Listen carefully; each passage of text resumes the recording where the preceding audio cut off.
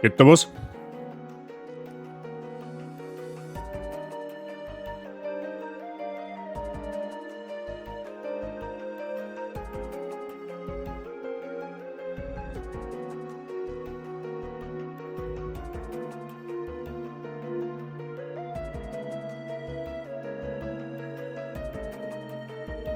Außer es ist die schon Stui.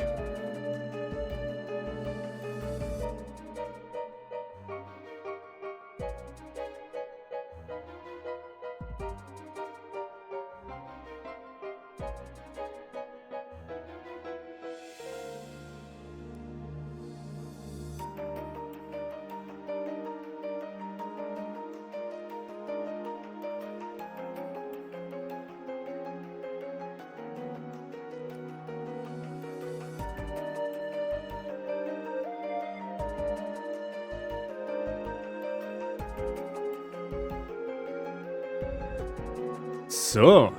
Guten Morgen beieinander. Mr. Werb, Mr. Herbert. Frohe Ostern noch. Nachträglich. Oder kann man nachträglich sagen, ist ja eigentlich nur Ostern. Wie geht's uns denn? Alles fit? Schon früh wach. Jetzt erstmal. Ich hab überhaupt nicht mehr die Zeit gefunden, meinen Schreibtisch halbwegs zu sortieren. Da liegt ungefähr noch gefühlt lauter Zeug umeinander, das was ich überhaupt nicht brauche. Aber. Naja. So. Miert, Mr. Herbert. Das ist schlecht. Das ist schlecht. Mr. Werb ist auch miert. Ist ein Genker Schlaf überhaupt nichts mehr wert, oder was? Oder wie darf ich das verstehen? So. Bin irgendwie immer nur erleichtert. Oder was heißt erleichtert? Das ist irgendwie komisch. Dass ich jetzt nimmer Elden Ring spiele. Ich weiß auch nicht. Das ist irgendwie ganz, ganz komisch noch irgendwie so vom Gefühl her. Weil jetzt irgendwie die letzten 6 Wochen haben wir Elden Ring gezockt. Ausgiebig. Und jetzt irgendwie so komisch, wenn ich weiß, ja, da haben wir jetzt fertig. Also du bist nicht mit. Ah, okay, jetzt. Der Mr. Seijin, guten Morgen. Wann kriegen wir von dir mal einen Kaffee gesponsert? Du möchtest einen Kaffee gesponsert? Ja, Kaffeebeauftragte ist Frau Semkroweiff. Die nimmt meistens 6 Fassel mit, wenn es einer kommt. Und guten Morgen. Sei alles fit bei dir. Für die letztes Mal nicht dabei waren, wir haben mit Elden Ring fertig geworden. Noch. Ja, wie lange haben wir gebraucht? Gute Stunde.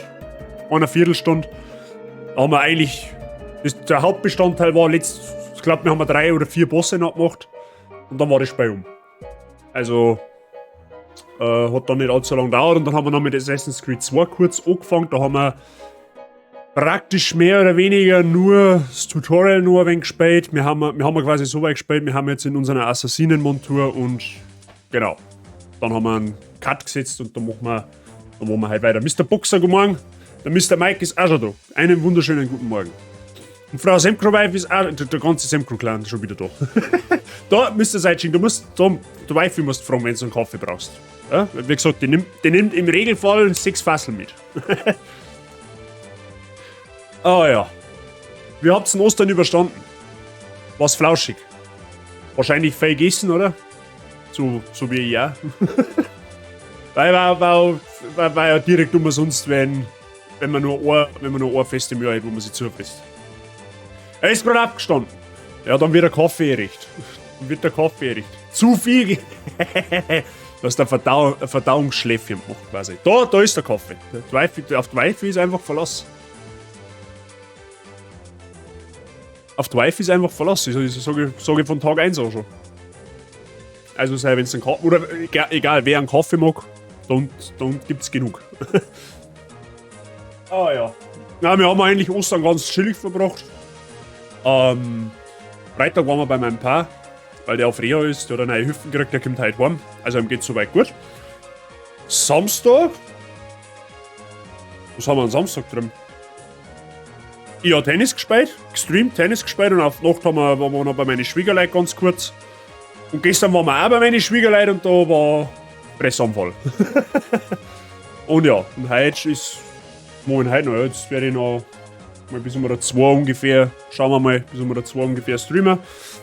Dann mache ich mit dem Fraulein einen gemütlichen Nachmittag. Müssen wir mal schauen, wie sich das Wetter entwickelt. Eventuell gehen wir noch spazieren. Müssen wir schauen. Und abends gehen wir speisen, weil haben wir eh noch nicht nur gegessen. Also warum sollte man dann nicht auch noch mit zum Griechen gehen? Und ja, morgen geht's dann wieder in die Frühschicht. Hurra, diese Freude. Nur voll den Muskelkater vom Flohmarkt sammeln. 150 Kaiser, 11 Kilometer und 20.000 Schritt später kann man sich denken. Stabile Leistung, da ich sagen. Stabile Leistung ist das Edging, ja? Nicht zu viel gegessen, viel gefahren, morgen wieder arbeiten, viel Teufel. Hey, ich bin gestern in der Früh auch kurz gefahren. Ich bin quasi die Mais in den Stall gefahren. Und ich hab mir dann so gedacht, ja, ich glaube, ich nehme das Motorrad und fahre nach. Mir jetzt zwar beim Hinfahren bald runtergefriert von dem Ding, weil es 8 Grad gehabt hat. Aber beim Heimfahren ist es tatsächlich gegangen. War zauberhaft. Nur ich muss meine Schlüsselbatterie irgendwie wechseln und ich weiß nicht, wie das geht, weil ich habe gestern eine Meldung gekriegt von meinem Moped, Schlüsselbatterie schwach. Und ich denke mir so unterm Fahren, ja, jetzt nicht abwirkeln, das war wahrscheinlich nicht schlecht. Aber gut. So, Freunde. Spielen wir Assassin's Creed, hätte ich gesagt, oder? Beste Assassin's Creed, wo gibt? Hätte ich mir pauschal vorgeschlagen. Ich hab übrigens nach dem Stream am ich weiß gar nicht mehr, wann ich Samstag habe ich gestreamt, habe ich die Steuerung noch mal ein bisschen in Ruhe angepasst. Das passt jetzt halt, hoffentlich. Also, wenn das schießt mir jetzt wieder irgendwas, dann flippe ich aus. Aber normalerweise sollte das jetzt passen. So, jetzt mache ich da mal stumm. Da switche ich gleich einmal um. In welchem Assassin's Creed kommt das Easter Egg mit dem Super Mario vor? Im 2er. Das wird man heute noch sehen. Aber das ist nur in Englisch, es wird eigentlich nur wirklich im Englischen geil. Das soll jetzt vielleicht ist nicht unbedingt sein. Moment. Mal umswitchen. Weil wir spielen es ja auf Deutsch, aber das kommt tatsächlich im 2er vor, das was du meinst.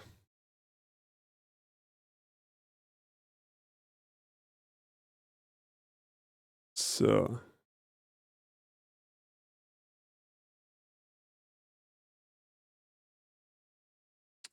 Abmaß ist den Wumms. Dann spiel sie in Englisch. Na. Ich meine, es ist immer so die Diskussion, ja, in der Originalsprache ist besser, das ist mir bewusst, aber wir haben eine bayerische Community, ja, oder eine deutsche Community, also spielen wir die Spiele ja meistens auf Deutsch. Außer es gibt keine deutsche Sprachausgabe, dann spielen wir es halt nicht in Deutsch. Hoffentlich auch klar. Also, kurz nochmal zur Zusammenfassung. Wie gesagt, wir haben außer am Tutorial nicht wirklich was da. Wir haben da stehen geblieben. Wir haben jetzt unser Assassinenmontur gekriegt. Ja. Ezio weiß überhaupt nicht, was Sache ist. Der kennt sich hinten und vorne nicht aus. Papa ist gefangen genommen worden und so weiter und so fort. Wir haben dann da 2 Wochen abgestochen. Das kann sein, dass wir das jetzt gleich nochmal machen müssen, je nachdem, wann Speyer einen Speicherpunkt setzt. Und dann geht eigentlich die Reise los. Ja, die deutsche Synchro ist aber echt auch gut bei Assassin's Creed 2.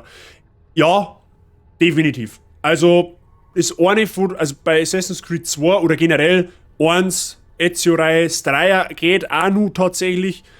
Da die wirklich sagen, dass mit der deutschen Synchro sehr, sehr anständige Arbeit gemacht haben.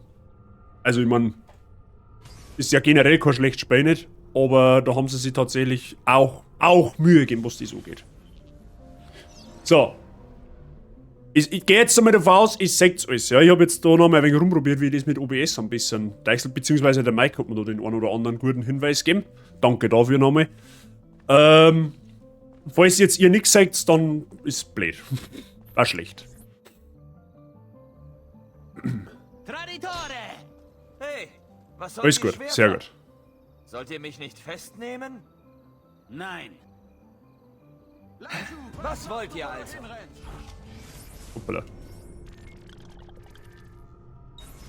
Komm, trete deinem Schöpfer Dass du stirbst.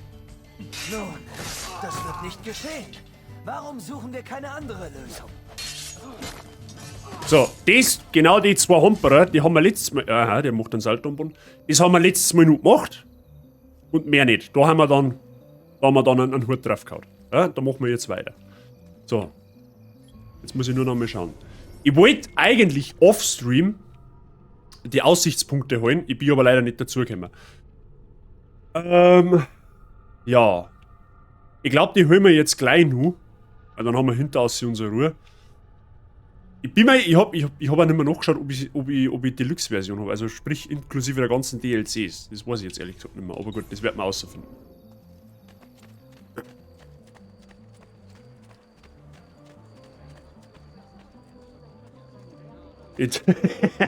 Ja, das war komisch, wenn es jetzt ihr, weiß ich nicht, Spanier sein dat oder, weiß ich nicht. Araber, irgendwie sowas. Aber wenn es Italiener sagst, das ist schon mal eine gute Sache. Dann kann man mit dem richtigen Spiel am Start sein. Dann markieren wir uns da mal, wenn du mir auch ein wenig leichter. Aha, der ist da drin, der hat man sich schon fast denkt.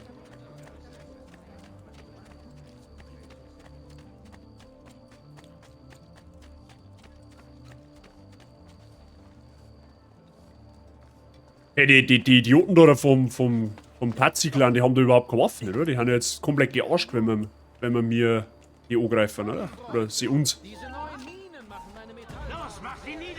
Der greift ja wirklich aus, der blöd. Hey, du sagst schon, dass ihr schwer. Oh, da kommt noch einer.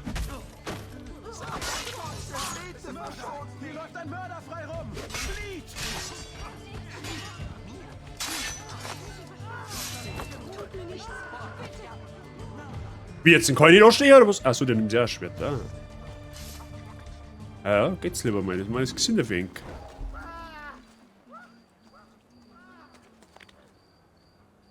Grönländer, definitiv Grönländer, hä? Den verstehe ich jetzt nicht. Achso, egal. Da gab es jetzt einen gewissen Command, der geupdatet wurde. Ich sag's nur. Ich sag aber auch dazu, dass er einen Cooldown hat. Aus Gründen. GSC Hubst. Genau, GSC Hubst.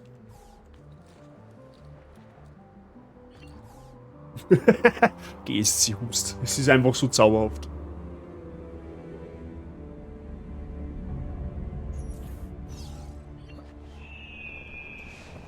Welche unglaubliche Preise ich euch biete, verehrte Kunden. So, wo ist jetzt der Anna nu? Ist der rennt? Ihr werdet mich für verrückt halten. Wo sind die Wachen? Da müsste aber der Ober-GSC Hubst. Ja, das hat's nicht vorgelesen. Ich frage mich, mit wem du dich angelegt hast. Ah, da ist unser Ziel, okay. Dem Rat wurde berichtet. Wenn wir einfach über Dachel gehen, haben wir uns generell ein wenig leichter. Ist der betrunken? Ich war nämlich, dass dort die Wachen nicht mehr ganz so penetrant waren wie im Assassin's Creed 1.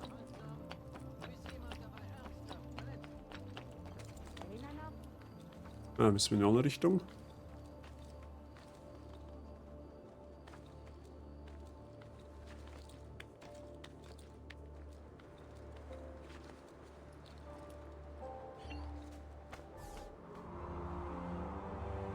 Okay.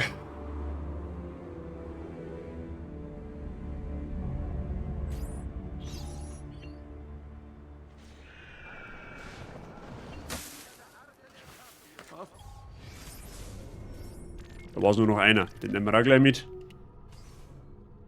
War da der Pseudo-Vereinsname wie FC Haudernim? GSC Hubst. Auf das kannst auch nur du kommen. Ich glaube, du darfst sein, weiß ich nicht, sein, du meine darfst einen Verein gründen, FC Geschubst oder irgendwie sowas.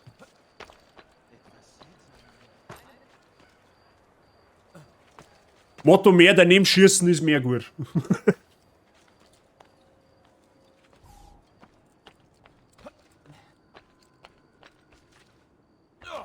Also komme ich gerade noch so hin.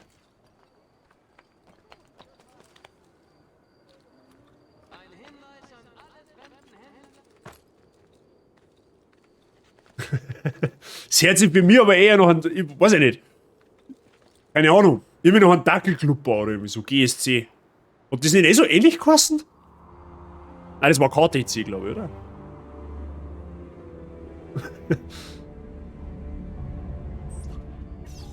Gut. Dann. Hey, hat man da eigentlich, ich weiß gar nicht mehr, hat man da schnell reisen können? Ich glaube, das hat es im 2er noch nicht gegeben, oder? Das meine, haben sie erst auf Brotherhood eingeführt.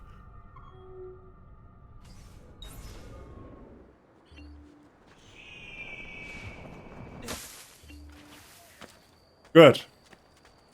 Machen wir jetzt ein bisschen Story Progress. Eine Kompanie Condottieri wird innerhalb der nächsten 14 Tage auf den Feldern nordwestlich der Stadt... Ich weiß gar nicht mehr. Ich bin mir nicht mehr sicher, ob man da schnell reisen können hat. Zwischen die Städte, ja. Ah, warte mal, ja, doch, ist schon gegangen. Jetzt pass auf, Acht. Ah, der wird natürlich jetzt auf der Karte noch nicht angezeigt. Aber da hat es so ein Symbol gegeben. Ja, ja, doch. Doch. Das ist schon gegangen.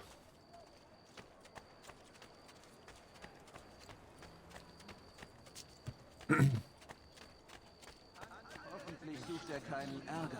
Ich kenne ihn. Laju, da ist guter Versuch. Mei, was möchtest du denn? Sei Learmis.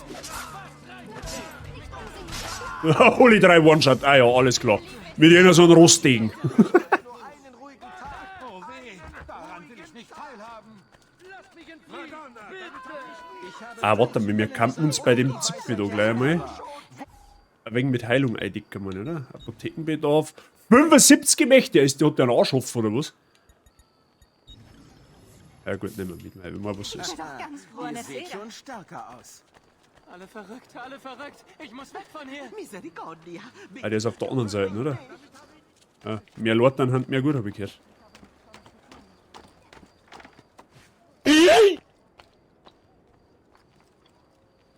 Elias Joshua, merci für den Following. Habe ich dir. Alles gut. Oh, ja, das war so jetzt. Das war jetzt so nicht geplant, aber gut.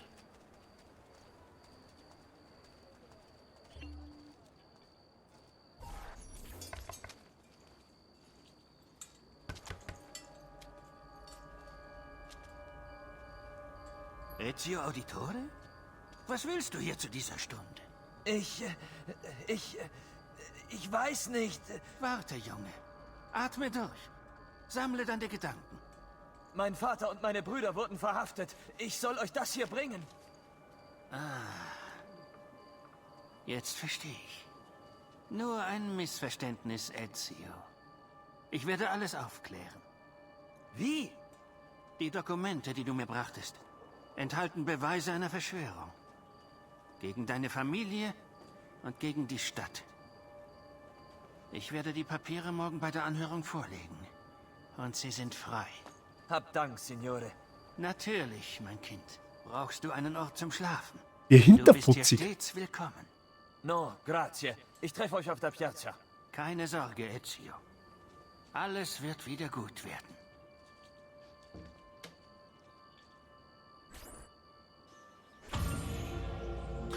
Okay. So ein Kandal Ass am Tee am Morgen vertreibt Müdigkeit und Sorgen oder so. Mhm. Ich weiß nicht, wann ich das letzte Mal Tee getrunken habe. Vor 8 Jahren, glaube ich, so gefühlt. Zerbrochene, versteckte Klinge erhalten. Ja, toll, die hilft uns jetzt aktuell noch nicht so viel. Eine Codex-Seite. Ah, stimmt! Da hat es ja die Codex-Seiten gegeben. Holy shit, es ist so lange her, dass ich Assassin's Creed 2 gespielt habe. Bist du behindert? Da, ach, die waren aber in so. Die waren aber so in Banken drinnen überwiegend, meine ich, gell? Die meine, die geiert man uns gleich, weil die brauchen wir ganz zum Schluss, meine ich, nur mal.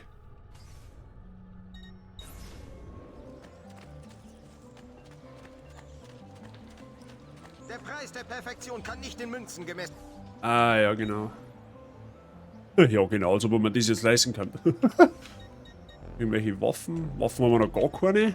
Okay. Ihr habt nicht genug Geld, um hier zu kaufen. Ach nee, musst nicht sagst, Einstein. Warte noch mal.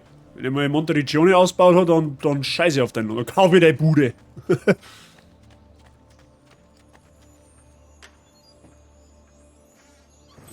liegt der Geld umeinander auf der Straße, das ist schön.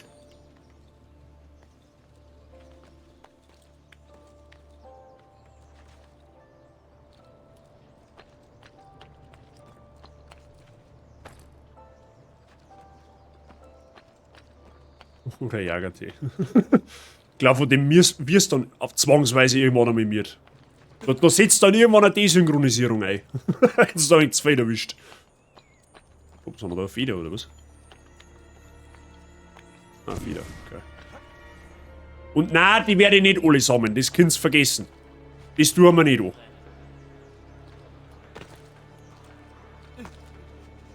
Nicht der zurückhaltende Typ, wie? Der Sicke, ja genau, da sitzt der Sicke-Effekt, ey. Eine von 100. Hey, immerhin.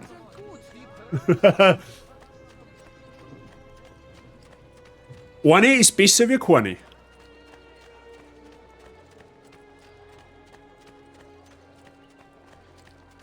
So, irgendwo ist sie jetzt da oben, oder was? Sie verarschen. Ich möchte mal versteckte Klinge haben. Da ist er. Laju. Geduld. Der Kerl ist verletzt. Aber eine ist knackt, bis hat noch nie geschaut.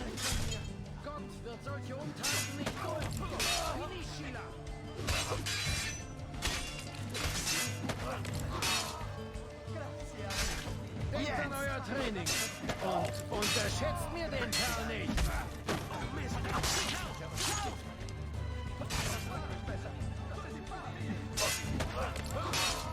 Also der muss ja schon blaue Eier haben, so viel ihm da jetzt eintreten haben, oder? Gibt's ja nicht, der müsste da eigentlich gar nicht einmal mehr stecken. Da schon wieder! Also, der Mann tut die Schnittwunden im Knack nicht so weh wie seine Eier. Scheißegal, wir brauchen die Codex-Seiten. Das hilft ja alles nix. Eine. Wird mir jetzt aber auch nicht angezeigt, wie viel das von denen gibt. Aber ich glaube, das waren 35 oder irgendwie sowas. Scheiß auf Bank. Sinnlose Einrichtung, wenn du mich fragst. Nicht hinsehen. Geh weiter.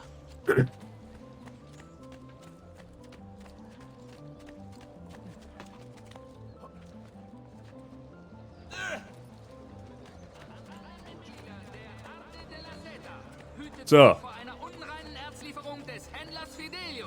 Einige Mitglieder konnten mit dem von ihm gelieferten Kupfererz nur minderwert. Der letzte, der noch steht, der Verhandlung von Petruccio, Giovanni und Federico beiwohnen. Okay.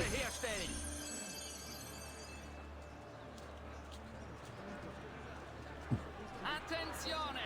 Eine Kompanie Condottieri wird innerhalb der nächsten 14 Tage auf den Feldern nordwestlich der Stadt Stellung beziehen. Giovanni Auditore! Ihr und eure Komplizen seid des Hochverrats angeklagt. Habt ihr irgendwelche Beweise, diese Anklage zu entkräften? Ja, die Dokumente, die euch letzte Nacht gebracht wurden. Ich weiß leider gar nichts von solchen Dokumenten. Er lügt! Ich muss näher ran. In Ermangelung zwingender Beweise für das Gegenteil lautet mein Richterspruch schuldig. Und so verurteile ich euch und eure Mitverschwörer zum Tode. Du bist der Verräter, Uberto, einer von denen. Heute nimmst du unsere Leben, aber dafür werden wir deines haben. Ich schwöre, wir werden. Vater! Da war ich damals echt geschockt. Ergreift ihn! Er ist einer von ihnen! Dafür werde ich dich töten!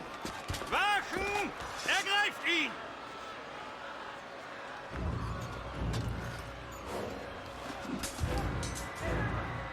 Aber Tetelo. Lauf jetzt los, Junge. Und zwar schnell. Ich habe halt damals nicht gecheckt, dass man da wirklich weglaufen muss.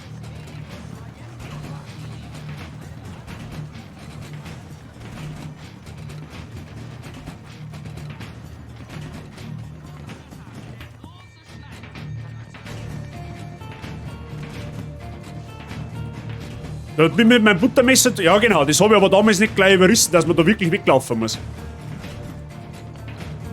Liegt im Bereich des Möglichen, dass ich da zweimal gestorben bin. Damals.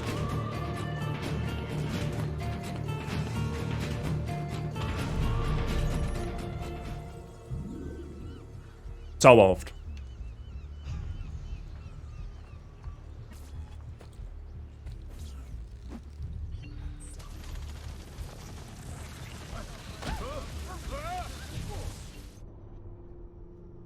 Easy. Ja, du warst, das finde ich gut, dass du einfach ein wenig, das haben sie ein wenig besser gemacht wie im Orsa damals. Da hast du unbedingt dein Versteck suchen müssen, da reicht es einfach, wenn du außer Reichweite bist. Beziehungsweise bin ich mir jetzt nicht sicher, ob das so beibehalten worden ist, so wie es jetzt war.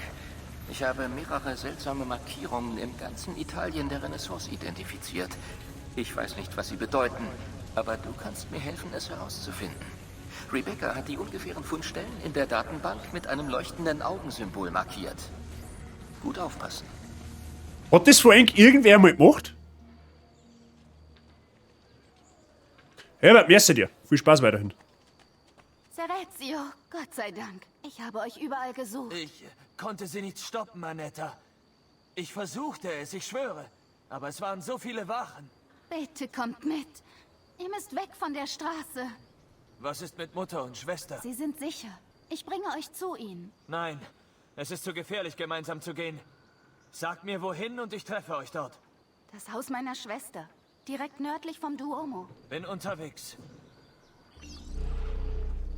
Ja, wir haben ja gesucht, wie ihr links oben am Assassinen-Symbol erkennen könnt. Wenn das komplett rot ist, springt ungefähr jeder auf uns an. Die Zeichensucher. Ja, und die Rätsel lösen. Das habe ich mit Hilfe von Mr. Boxer damals. Also, ich sag's dazu, ich hab's gemacht, aber ohne Hilfe im Internet hätte ich das nicht geschafft. Also, die ersten paar ja, aber hinteraus ist mir das zaubern. Weiß nicht, wie es heute ausschaut. Ich war damals auch noch nicht der Eder. So, wo müssen wir jetzt hin? Da hinten. Dann war es wahrscheinlich gescheiter, ich gehe wieder übers Dachl. Weil am Dachl haben bekanntermaßen die wenigen Wachen. Ja, genau, dann steckt genau da eine, oder? Ekolo, pack ihn! Ich hasse diese Momente der Stille. Dafür wirst du bitten. Ich habe nicht mehr Waffen, oder? Ja, das ist schlecht. Ich schubst einfach vom Dach, Lobby.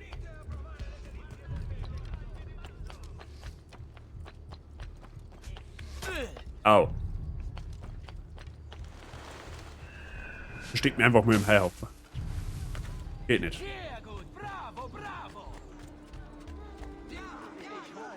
Pepe wieder anonym. Was du auch gemacht? Ich meine, die Idee war cool. Die Idee war cool. Also, falls wir welche sehen, dann können wir es miteinander machen. Das ist überhaupt kein Thema nicht. Oh, scheiße, da auch Wochen. Das ist schlecht. 100%. Ja, so ungefähr war es bei mir. Ich habe damals das Spiel so dermaßen gesucht, dass es nicht mehr normal war.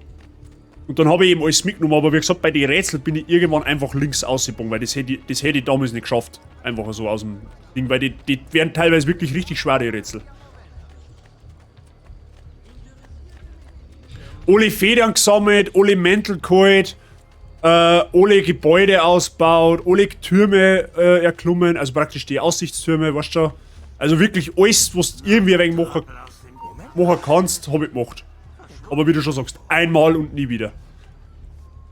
Für damalige Verhältnisse hast du in dem Spiel brutal viel tun können. Und da waren die DLCs noch nicht mal heraus, ne? Ah, da ist wieder ein Aussichtspunkt, den können wir uns noch halt auch gleich holen. Du hast auf 92% durch. Ja, ist auch eine enorme Leistung auf die sie. Und noch krasser, ich hätte es dann im Brotherhood noch mal probiert, die Sequenzen alle auf 100% zu machen, aber das war irgendwann, war das auch ziemlich schwer. Da weiß ich noch, da hat es eine Sequenz gegeben, relativ am Anfang. Da ist eine Horde Gegner auf die zugekommen, oder hast du halt besiegen müssen und du hast das machen müssen, ohne einmal getroffen zu werden. Das ist machbar gewesen, aber da musst du schon einen guten Doktor erwischt haben.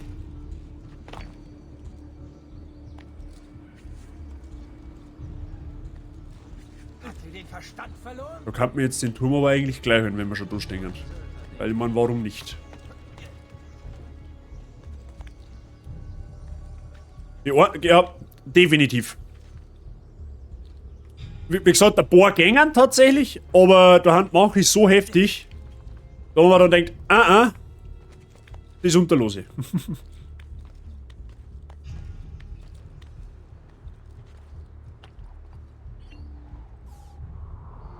Gut.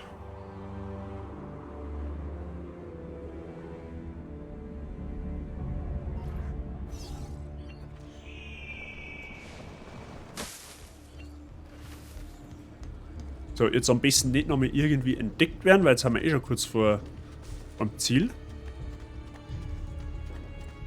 Passt.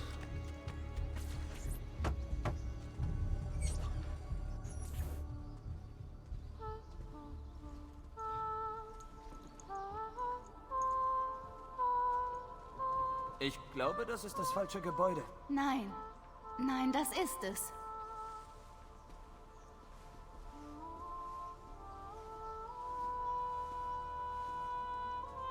Es ist eine Freude, euch kennenzulernen, Messer Ezio. Annetta hat eine hohe Meinung von euch. Ich ahne warum. Danke für die netten Worte, Madonna.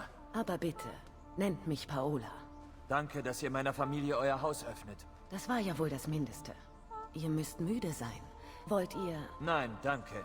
Ich kann nicht bleiben. Warum? Was wollt ihr tun? Ich töte Uberto Alberti. Ich verstehe eure Lust nach Rache nur zu gut, aber der Gonfaloniere ist ein mächtiger Mann. Ihr seid kein Mörder, Ezio. Spart mir die Ansprache. Aber ich kann euch zu einem machen. Und wieso wollt ihr mir beibringen zu töten? Das nicht. Ich bringe euch bei, wie man überlebt. Kommt. Ich sag mal so, wenn wir zwei so Depp anschauen daten, dann darf es der dann vermutlich auch zuerst einmal nicht glauben. Aber gut. Just saying. Ist Diskretion alles. Wir müssen uns frei bewegen. Gesehen, doch unbemerkt. Ihr müsst lernen, unterzutauchen und eins zu werden mit der Menschenmenge in der Stadt. Meine Mädchen zeigen euch wie. Ja, genau. Wie jetzt Puff, Mama hilft uns. Wir werden uns gut um dich kümmern. Ich glaube mich zu erinnern, dass ich bei dem mit dem Speergegner umzuhauen, da bin ich fast verzweifelt. Ich glaube, das waren 8 Gegner mit einem. Ja, das hat's auch gegeben. 6 oder 8, ich weiß nicht mehr. In Revelations gibt es auch optional als Ziel mit einer Mission, da darfst du keinen Schaden erleiden. Hat mir ein paar Nerven gekostet. Ja, da gibt es ein paar so Sachen. Da wo du denkst, ja, hört sich erstmal easy ab. Mhm. In der Theorie ist alles leicht. Du kannst immer gerne mit mir üben. Aha, ich kann immer gern mit dir üben. Habt ihr das gehört, Freunde? Üben vor allem, ja? Freunde, üben! Also ist ja der Paola wie jetzt. Ja, dann folgen wir ja. Tauchen sie unter, um für die Wachen unsichtbar zu sein. Ja, warte mal, hä, wie jetzt? Hallo? Buongiorno.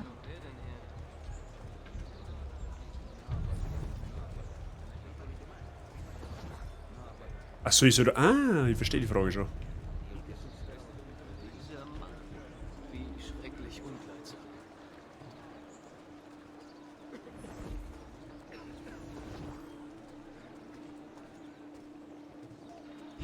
Aber wir haben ja am Samstag noch geredet.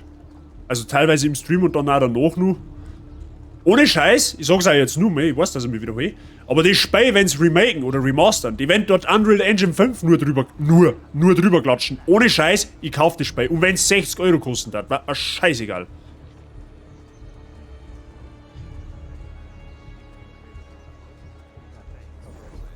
Ich tue irgendwie alles, aber nicht untertauchen.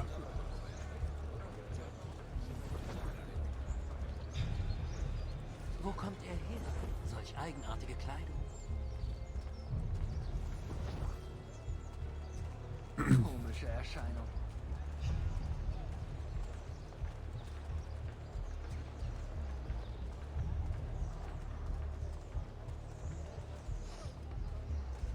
Gut, dass die gerade ausgeht. Wollen wir sie da hinsitzen? Ah, es zieht aus unter da schau her. Bleib jetzt leichter. Dieser Mann, wie schrecklich unkleidsam. Nochmal, ab geht's in die dunkle Gasse. Jetzt übe ich ein wenig mit dir, weißt du schon, weil hast du es ja angeboten. Ich bin so ein unsportliches Stück Scheiße, das ist heftig. Warum? Wie kommst du jetzt auf Sport? Wegen der Übungen meinst du, oder was? Die letzten 2-3 Wochen war ich aber zugegebenermaßen auch sehr unsportlich. Ja? Bisschen Boxen, ein paar Liegestütze und kann nicht mehr. Ja, Kraftausdauer, mein Freund.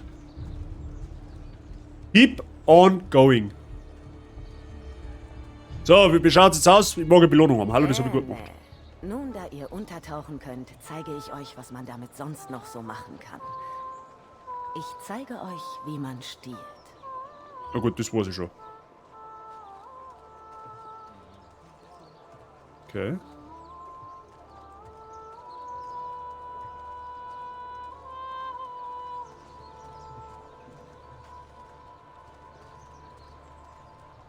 Oh, das wollte ich nicht. Hoppala. Einmal sorry. Warte mal, das müsste die Tasten sein, oder? Ah ja. Wenn ihr jemanden bestohlen habt, dürft ihr nicht verweilen. Hilfe! So halte ihn jemand! 5 verschiedene Personen bestehlen. Okay, ich bestehle. Alle verrückt, alle verrückt. Ich muss weg von hier. Ja, mit deiner Kohle.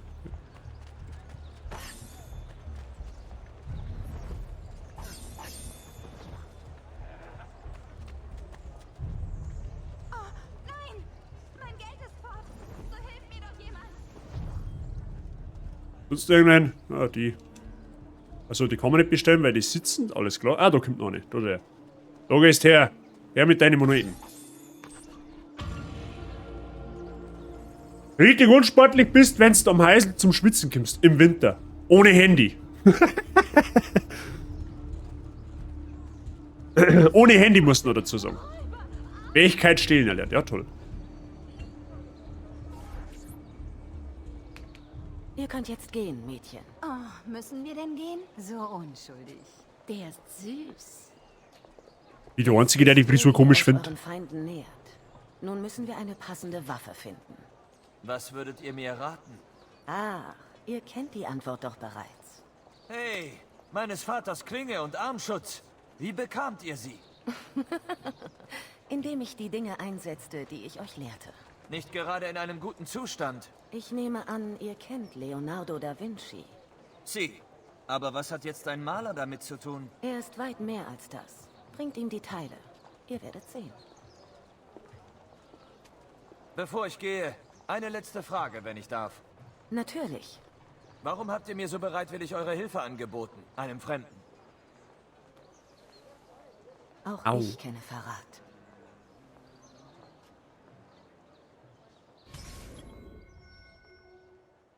Der Chefmechaniker Leonardo.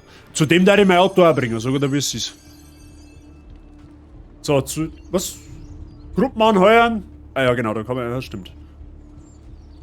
Ja, ich bin immer noch gesucht. So, wo ist jetzt? Leonardo wo? Warum haben da jetzt schon wieder so viele Türme? Bist du behindert oder was? Leonardo da Vinci wo?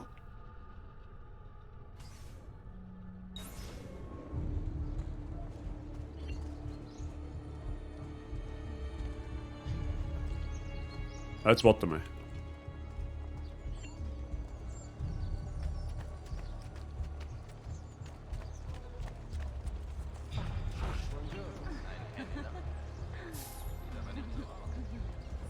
Gut, ich nehme jetzt einfach mal ein paar Mädels mit, weil...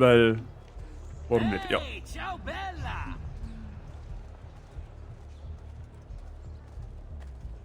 Verdeckt dieses Kleid mein Kleid zerrissen. Von meinen Reizen? Habt ihr je... Hä? Aber wo ist denn... Also entweder bin ich jetzt komplett blind oder ich sehe die Markierung nicht, wo ich da hin muss.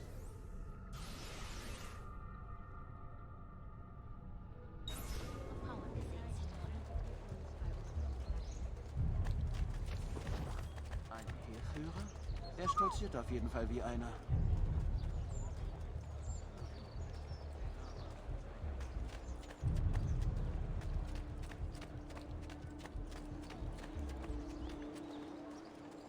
Bis wir mir da vorher... Moment einmal, ich weiß jetzt nämlich gar nicht mehr sicher, ob wir mir da...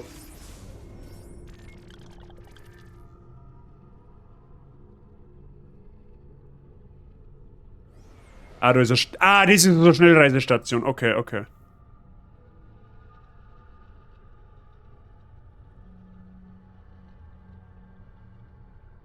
Also Bämsel? Warte mal, wo ist denn... Wo ist denn die Villa Auditore? Die ist da irgendwo, meine, oder? Der oben. Was ist der oben? Arzt? Schneider? Der da, oder was?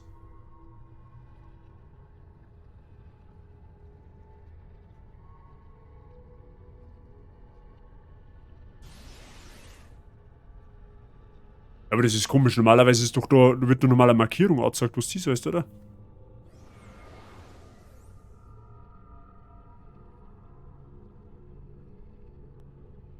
Aber ich meine, das ist Villa Auditore und da erinnert es irgendwo...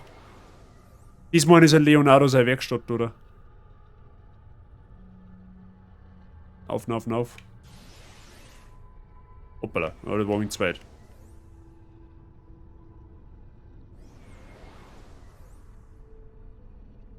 Marschall, guten Morgen. Grüß dich. Alles fit bei dir? Ah, jetzt pass auf, das kriegen wir schon irgendwie. Jetzt wird's mir gekauft. Jetzt, warte mal. Wo kann ich denn Leonardo in seiner Werkstatt besuchen, da er vielleicht Giovannis Klinge passieren zu Leonardos Werkstatt gehen? Ja, okay. Häufig verstanden, aber Missionsmarker nicht vorhanden. Pass auf, den findet man schon irgendwie. Der kann nicht, weil jetzt auch. Oh, liegt da kommt der Wache im Friedhöfe. Schlechte. Jetzt pass auf. Das haben wir jetzt gleich. Ich glaube, dass das da ist. So ging es ist. Da sitzt jetzt ein Marker her, da rennen wir ihm jetzt hier und dann sehen wir es schon. Mittlerweile geht's wieder. Warum? Was war denn? Bei uns, bei mir, soweit, alles gut. Bei den anderen mit Sicherheit auch.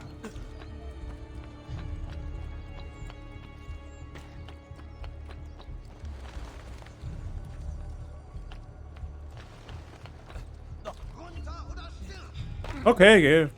Bis dann. Du warst fort, Auwezwick. Lass mir raten, du bist vor 3 Stunden erst ins Bett. So gefühlt.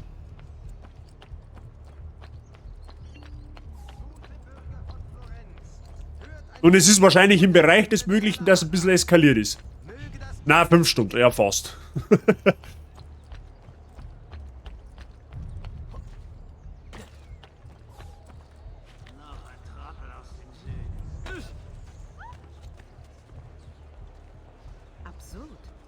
Nur ein bisschen. Ah ja, dann. Heute ist ja noch ein Feiertag. Von daher, da geht's. Kannst du dezent ausruhen. Ja, okay, Leonardo seine Werkstatt ist scheinbar doch nicht da. Ja? Achso, das frische Haus. Das war aber da irgendwo. Ja, sei, ich bin aber nicht. Wir haben ja nicht mehr jung.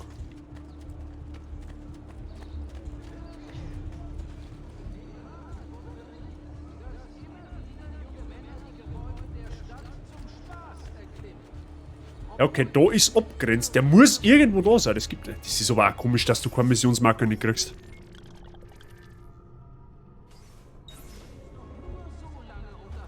Der Tag ist eh wichtig. Ja, da legst du ja ein wenig hin.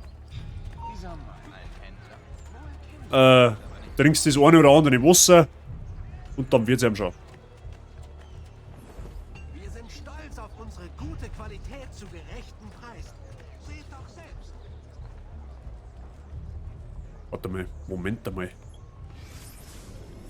Ja, okay, ich stehe vor seiner Werkstatt. Aber das bringt mir nichts. Ich bin jetzt komplett behindert, oder was? Übersehen wir mir irgendwas?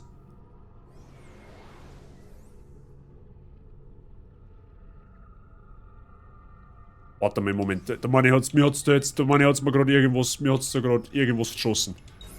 Lass mal einfach nochmal rein. Gehen wir auf die Map-Party. War ich gerade. Weil wir auch morgen. Pass auf, das probieren wir jetzt einfach nur mal. Ah, jetzt? Moment. Ach du Scheiße, müssen wir jetzt den ganzen Dreck nochmal machen, oder was? Ah, warte, warte. Moment. So. Ihr könnt jetzt gehen, Mädchen. Oh, müssen wir denn gehen? So unschuldig. Der ist süß. Jetzt wisst ihr, wie ihr euch euren Feinden nähert. Nun müssen wir eine passende Waffe finden. Was würdet ihr mir raten? Ah, ihr kennt die Antwort doch bereits. Hey, meines Vaters Klinge und Armschutz. Wie bekamt ihr sie? Indem ich die Dinge einsetzte, die ich euch lehrte. Nicht gerade in einem guten Zustand. Ich nehme an, ihr kennt Leonardo da Vinci. Bei dem waren wir gerade. Aber was hat jetzt ein Maler damit zu tun? Er ist weit mehr als das. Bringt ihm die Teile. Ihr werdet sehen. Bevor ich gehe, eine letzte Frage, wenn ich darf. Natürlich. Warum habt ihr mir so bereitwillig eure Hilfe angeboten, einem Fremden? Auch ich kenne Verrat. So. Leonardo in seiner Werkstatt besuchen, da er vielleicht Giovannis Klinge reparieren kann. Okay.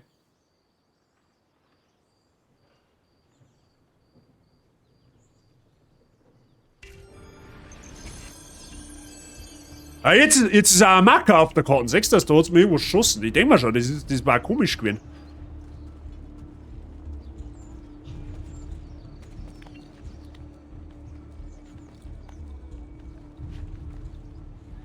Wobei dem...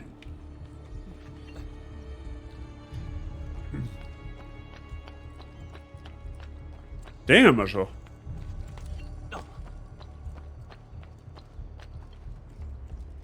Achtung, Hochfahrrad. Was soll ich da dazu sagen? Ist ein bekannter Bug, dass die Quest manchmal nicht aufs erste Mal funktioniert. Echt? Das habe ich noch nie gehört. Also ehrlich jetzt. Aber gut. Sequenznylona scheint zum helfen. Oh Scheiße, oh Scheiße. Ja, das wird jetzt eigentlich nicht. Wenn Messer Giraldi das sehen könnte. Da kann der auch nichts tun dagegen, der Messer Geraldi. Oder wie er immer der heißt.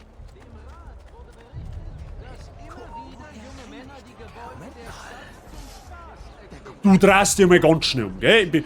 Weil das sind komplette Blindgänger, dass wir die jetzt auf einmal nicht mehr sehen. Bis jemand dabei ernsthaft verletzt wird. Hoffentlich sucht er keinen Ärger. Der Rat hat die Ausschreibung einer neuen Gemeindehalle. So, nehmen wir mal den Weg oben.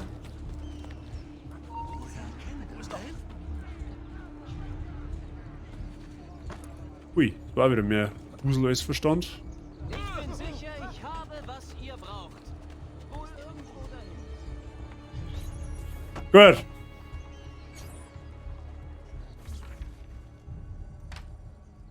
Oh, Ezio Auditore. Ich hatte nicht erwartet, dich wiederzusehen. Nach allem, was passiert ist. Aber meine Manieren. Sei willkommen. Wer denkt sie, oder? Wie kann ich dir helfen? Ich hoffe, du kannst etwas für mich reparieren. Natürlich. Komm, hier entlang. Ach, che pasticcio. Tutto santo giorno che cerco. Ich mache etwas Platz. Na gut, lass mal sehen. Faszinierend. Ich weiß nicht, Ezio. Trotz des Alters ist die Bauweise weit fortgeschritten. Ich habe noch nie etwas dergleichen gesehen. Leider werde ich ohne die Originalpläne nicht viel tun können. Mi dispiace. Moment. Was hast du denn? Der Inhalt dieser Seite ist verschlüsselt. Er ist so Aber cool. wenn meine Theorie stimmt, nach diesen Zeichnungen, könnte es sein... Könnte es was sein? Bitte, setz dich. Leonardo. Wie er halt einfach überhaupt nichts peilt. Stellen wir diese Lettern um und wählen dann jeden dritten? Bitte, es ist fertig. Was ist fertig? Die Klingel. Ich konnte dein Pergament entschlüsseln. Es zeigt genau, was zu tun ist. Jetzt müssen wir nur noch deinen Ringfinger amputieren. Wirklich? Tut mir leid. Anlehnung Aber an den muss ersten es Teil. getan werden. Die Klinge wurde entworfen, die Hingabe ihres Trägers zu garantieren. Gut. Dann mach schnell. Ha, ich hab nur Spaß gemacht, Ezio. Auch wenn die Klinge einst ein Opfer verlangte, wurde sie modifiziert. Du kannst deinen Finger behalten. Unglaublich. Das ist es. Sag mir, hast du noch andere Seiten wie diese? Leider nur diese eine. Hör zu, wenn du je wieder so eine finden solltest, bitte, bring sie mir. Du hast mein Wort. Und danke, dass du es repariert hast. Im Namen der florentinischen Wache, öffnet diese Tür! Einen Moment. Warte hier. Leonardo da Vinci, absoluter Ehrenbasi. Wie kann ich euch helfen? Beantwortet mir doch ein paar Fragen. Natürlich. Der Typ ist einfach, der ist der Hammer. Den habe ich so richtig gefeiert, den Typen. Also wenn der damals so drauf war... Ein Zeuge behauptet, er hätte euch mit einem Feind der Stadt verkehren sehen. Was? Ich? Verkehren? Unerhört. Wann habt ihr zuletzt Ezio Auditore gesehen oder gesprochen? Wen? Verkauft mich doch nicht für dumm. Wir wissen, ihr standet der Familie nahe. Vielleicht hilft das eurem Hirn auf die Sprünge. Redest du jetzt? Was ist nun? Gut, der wahrscheinlich nicht, dass er es gleich hinter sich hat.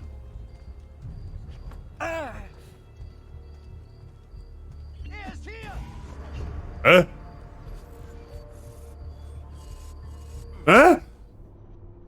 LOL. So ja noch nie gehört. Wo liegt denn wohl das Problem? Ein Zeuge behauptet, er hätte euch mit einem Feind der Stadt verkehren Ja sehen. gut. Was? Zocken kann ich. Verkehren? Unerhört. Wann habt ihr zuletzt Ezio Auditore gesehen oder gesprochen? Wen? Verkauft mich doch nicht für dumm. Wir wissen, ihr standet der Familie nahe. Vielleicht hilft das eurem Hirn auf die Sprünge. Redest du jetzt? Was ist nun? Okay.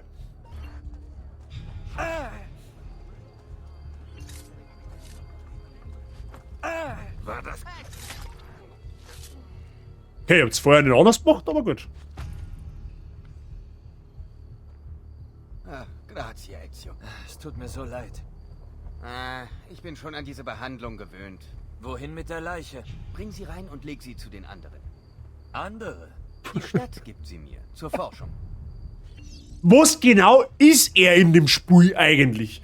Er ist Gerichtsmediziner, er ist Mechaniker, er ist Maler, er ist Kunst... Weiß ich nicht, irgendwie Bildhauer, keine Ahnung. Was kann der Typ bei... Er ist, ich bin mir sicher, er ist der erste MacGyver. 100%ig.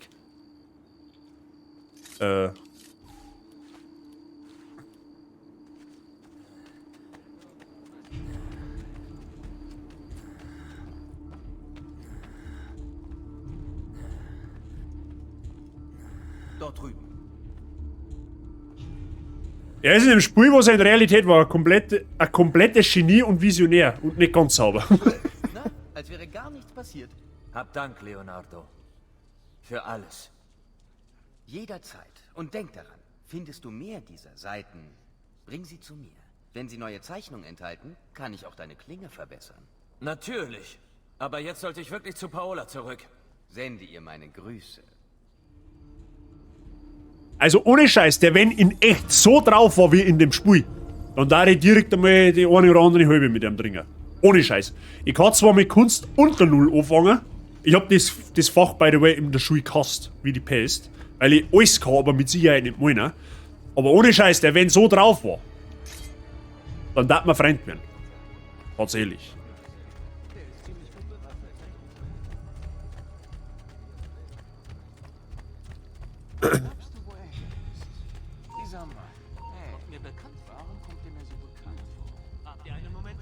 Gut, eigentlich ist es ja wurscht, wenn uns die jetzt erwischen, oder? Weil wir haben ja jetzt bewaffnet.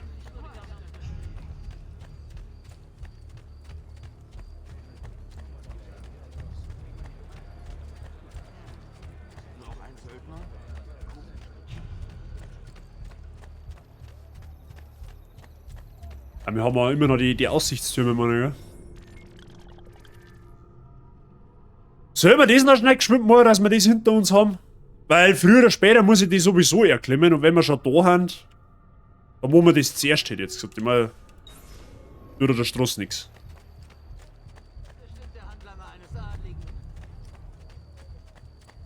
Ich habe jetzt aber auch keinen Bock auf Konfrontation, sage ich, glaube es ist.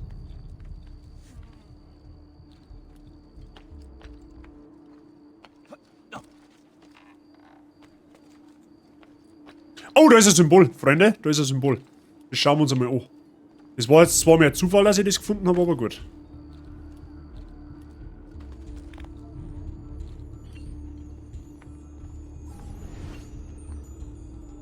Das ist ein Omega, oder? Hey, das kann nicht sein. Unmöglich. Das ist Computercode. Ich kompiliere. Oh, Mist, verschlüsselt. Lade es auf meinen Computer. Ich bin ein Meisterhacker. Geht nicht. Das ist nur mit dem Animus kompatibel. Dann lade sie zu Desmond hoch. Ich kann es nicht glauben. Okay. Hallo, ich bin... Nenn mich Subjekt 16. Hört zu. Ich habe nicht viel Zeit. Ich muss dir etwas zeigen. Ganz ein toller Ecker bist du. Alles, was wir wissen. Alles, an das wir zu glauben erzogen wurden. Alles falsch. Okay, ich habe die Der Vorgänger, ja. Die Datei, die alles hochgeladen, aber in 20 Teile zerlegt. Alle mit einem Code geschützt. Ich muss aufpassen. Königin Isabel könnte... nein, nicht sie. Der ist auch drauf.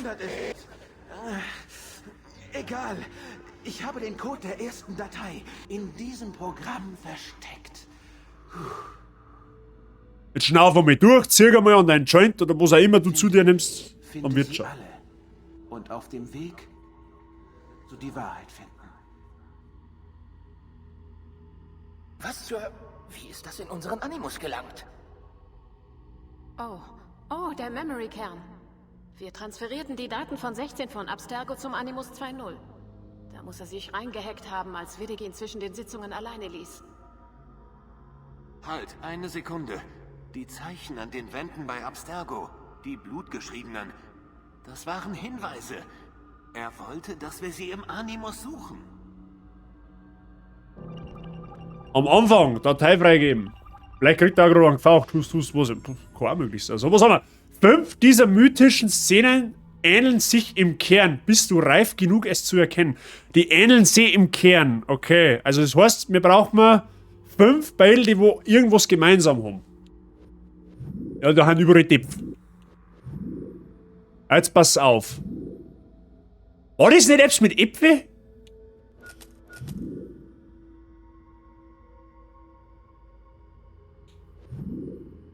Da ist ein Apfel, da ist ein Apfel. Das meine ich auch, oder? Okay, dann ist eins falsch. Jetzt warte mal.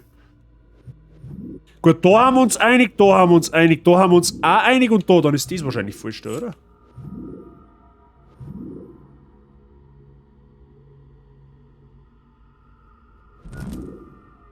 Na, das war's auch nicht.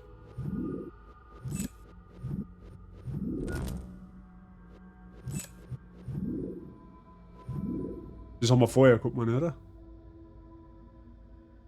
Nein, das haben wir vorher gehabt.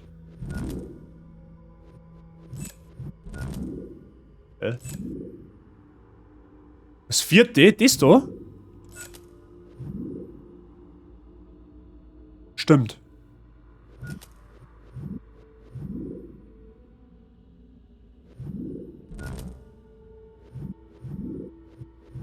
Ja gut, bei denen 3 kannst du nicht aus. Das ist definitiv was mit Apfel. Und da ist halt der Apfelbaum dahinter, also...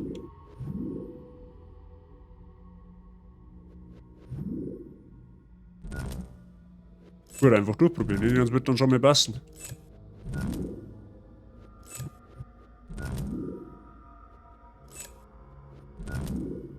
Ey, das ist doch rund. Kidding me. Hä? Wo ist denn der Apfel? Ja gut, okay, ist eh wurscht. 245, 6, 68. Whatever.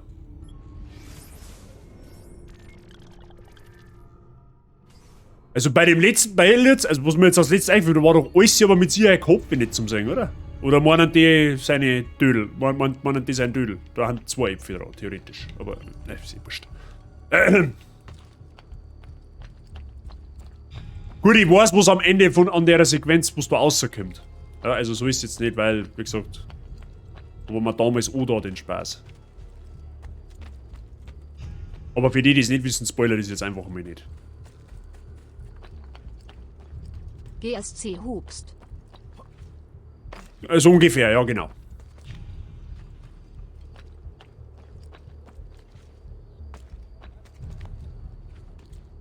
Oh, da ist eine Truhe unter.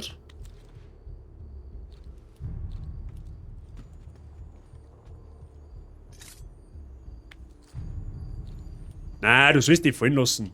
Okay. So. Wenn schon Geld umeinander steht, nehmen wir es mit. Zwar nicht ein Teufel, aber besser ist nichts.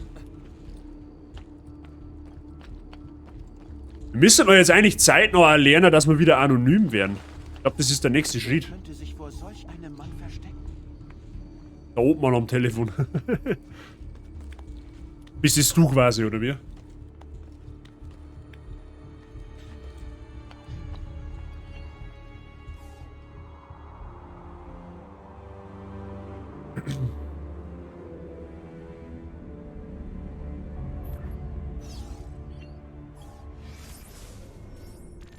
Ah, da ist wieder Schnellreisestation, das ist gut. Was ist da? Oh, da ist ein Codex-Seiten.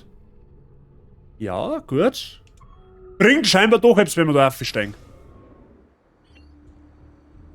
Obmann, sportlicher Leiter, Präsident und Platzwart.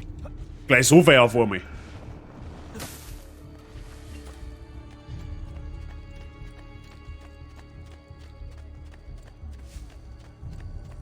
Buonasera. Weil Gesundheitsleiter, ich bin mir jetzt noch nicht mehr sicher, aber ich glaube, Gesundheit steigt, je besser meine Rüstung ist, meine, gell? Irgendwie so war das. Er ist hier! Beeilung! Ich habe noch ein Rendezvous! Dafür wirst du bluten! Schön, wenn man Klinge hat, mit der man kämpfen kann. Weil ich wie ja sowieso gesagt, also ist egal. Das Meeren muss das Platzwart tun. Es war traurig, wenn nicht.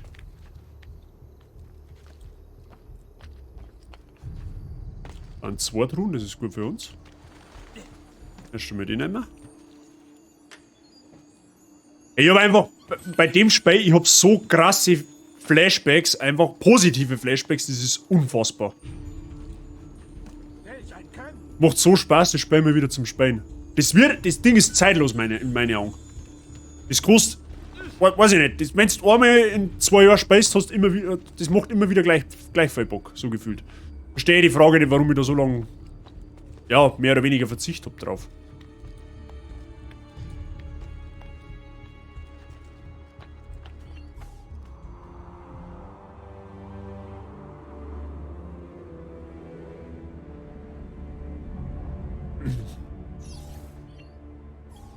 So. Das ist auch noch mehr Schnellreisepunkt. Ja, da können wir jetzt schön ausnummern, das passt eigentlich genau.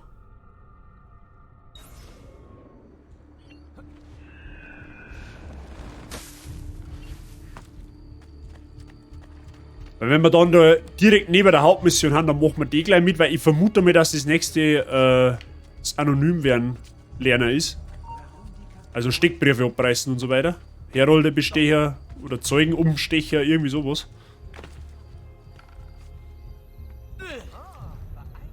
Da ist er, Laju. Kommt der jetzt her?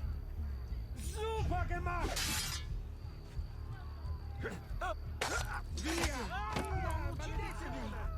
Oh, ich hab noch nicht gekommen sehen, keine Ahnung, wo der gestanden ist.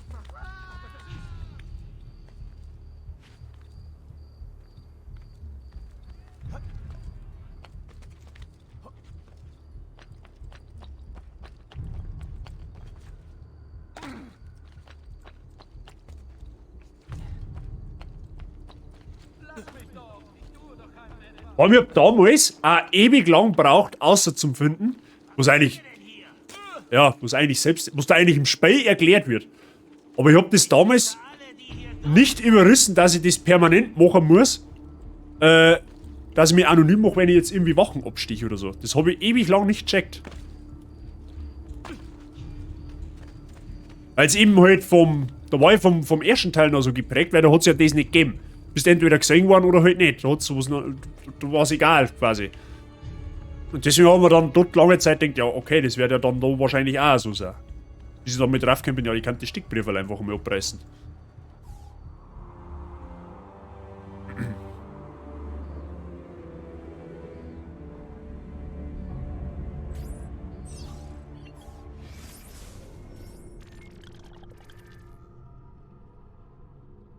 Ja, okay.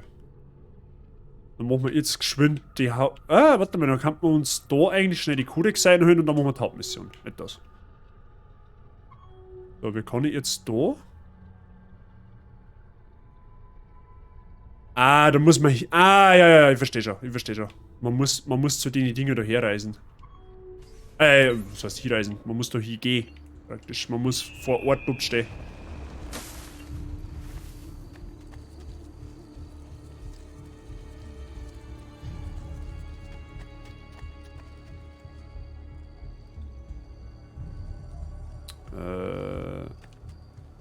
Geht noch nicht, scheinbar. Okay, das geht scheinbar noch nicht. Oder ist nicht besetzt, wie auch immer. Ja gut, machen wir Hauptmission, ist wurscht.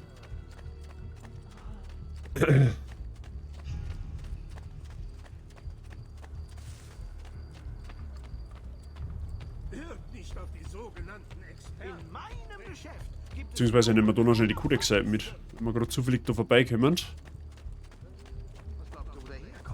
Napoli? Moment. Lasu! Da! Da! Bringt sie zum Heulen! Aber.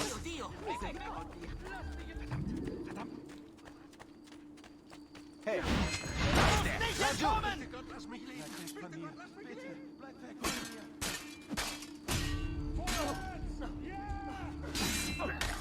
mir! Nicht beide gleichzeitig, Freunde.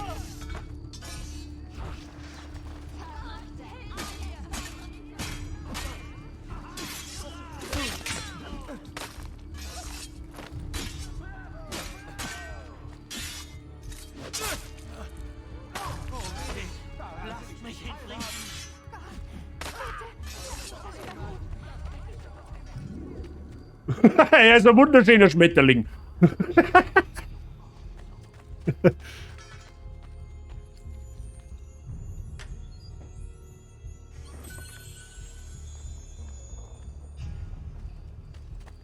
Schön. Die liegen alle so da. Was ist hier passiert? Der macht der Kettwiesel.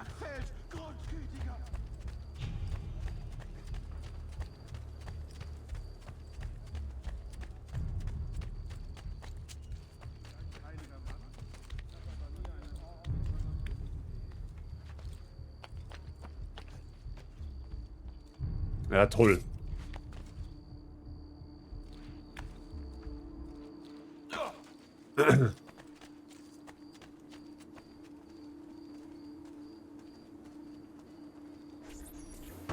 Gut. Ihr wart ja ganz schön lange fort. Leonardo redet gerne. Das stimmt wohl. Aber sicher habt ihr nicht nur geredet. Scheiße. Ich gab euch die Fertigkeit, Leonardo gab euch die Klinge. Nun fehlt nur noch die Tat. Wo kann ich Uberto finden? Mein Mädchen nach ist er heute bei der Enthüllung von Verrocchios neuestem Werk anwesend. Sie findet im Kloster Santa Croce statt. Achtet so lange für mich auf meine Mutter und Schwester.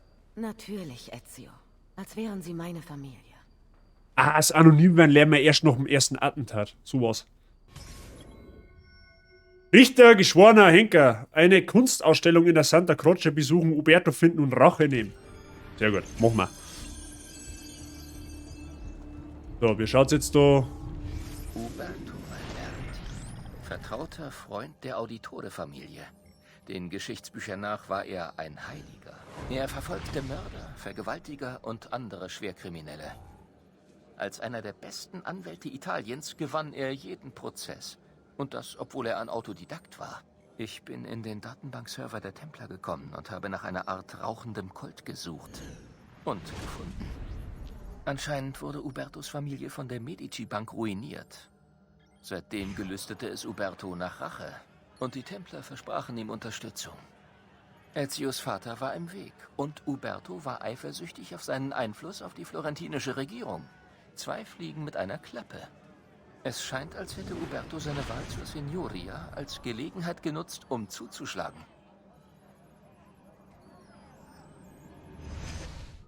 Jetzt mal eine saublöde Frage. Hat man die Sequenzen damals auch schon sehen können?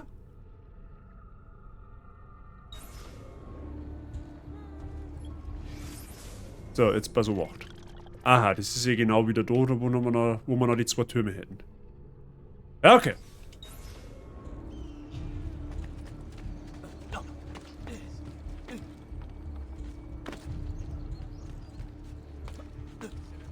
Er hat doch was noch. Da ist er.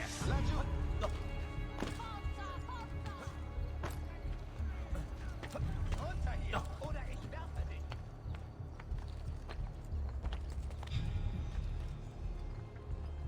Also so.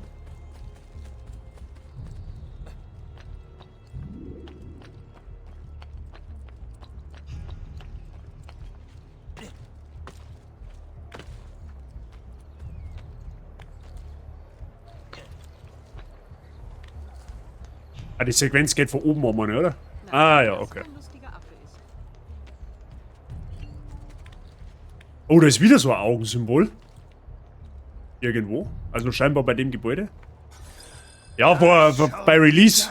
Vor 15 Jahren. Wie könnt ihr von Grenzen sprechen? Ihr, der ihr euch selbst zu Lorenzo de' Medici, Prinz von Florenz, ernannt habt. Das habe ich nicht getan. Natürlich nicht. Immer ohne Schuld. Wie praktisch. Wenigstens sehen wir, wie weit eure Macht reicht. Offensichtlich gar nicht so weit. Eine wertvolle Lehre für mich und meine Verbündeten. Ja, eure Verbündeten, die Pazzi. Dreht es sich darum? Achtet auf eure Worte, Lorenzo. Ihr könntet die falsche Aufmerksamkeit erregen. Merkt man gar nicht, dass er angefressen auf den Typen ist. Gar nicht. Ich glaube, dass er nur was Falsches gegessen hat. So, irgendwo ist doch da... Jetzt pass auf, da haben doch irgendwo Kurtisanen, oder? Ich gebe dir meine Heibung. Da hat es mir gefallen, da ist Swarm drin. Magefa, ist er von Sinnen? Sieht aber nicht so aus. Ich meine, die haben ums Eck gestanden, wenn man nicht alles täuscht. War damals auch schon so? Okay, dann habe ich was übersehen.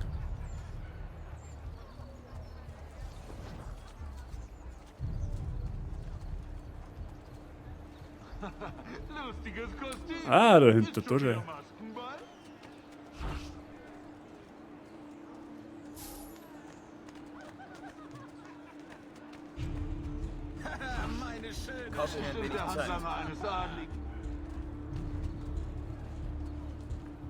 Gut, mit denen legen wir jetzt einmal noch nicht an.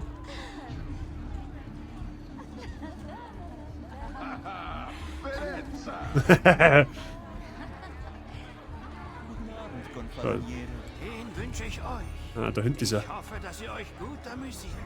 Allerdings, eine schöne... Na, jetzt auf die. Du.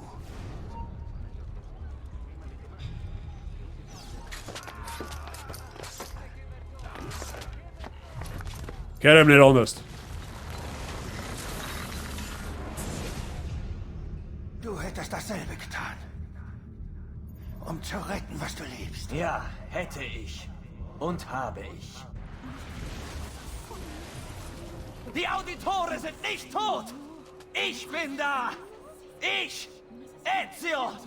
Ezio Auditore!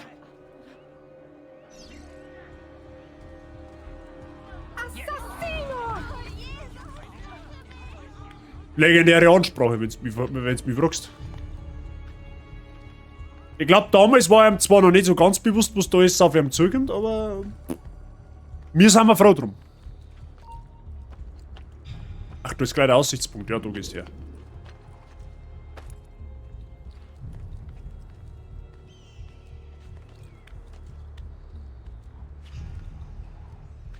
Und das Augensymbol, ich mein, dass das auf der linken Seite irgendwo ist. Zumindest meine ich mich erinnern zum Kinder, dass das auf der linken Seite irgendwo da dran hängt. Jetzt wollen wir mal schauen.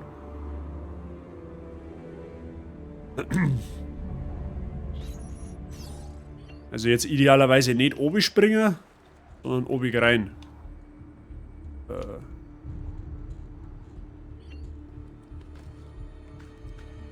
Glaubt, ja, in seiner Situation war es mir aber persönlich auch wurscht. Sogar da bis es.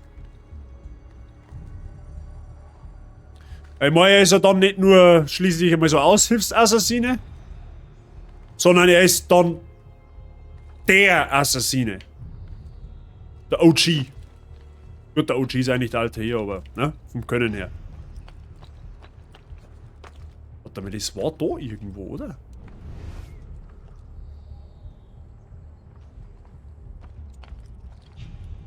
Ah, da hinten, 6er sag ich doch. Oder ist das überhaupt? Mit Pfotzen. Oder haben das Federn? Ah, das haben Federn. Okay, 2 von 100, da gehst her.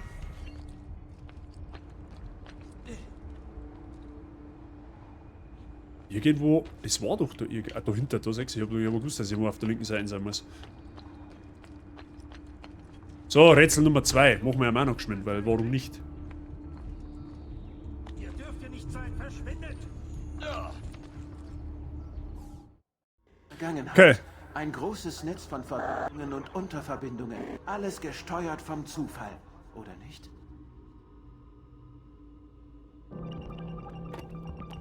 ...64 Quadrate.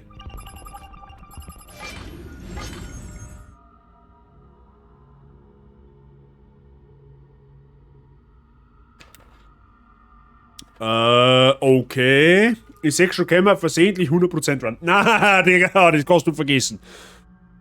Das kannst du voll vergessen. So, jetzt pass auf, das soll ja Beidel darstellen, oder? Gut, das in der Mitte macht es tatsächlich ein bisschen leichter.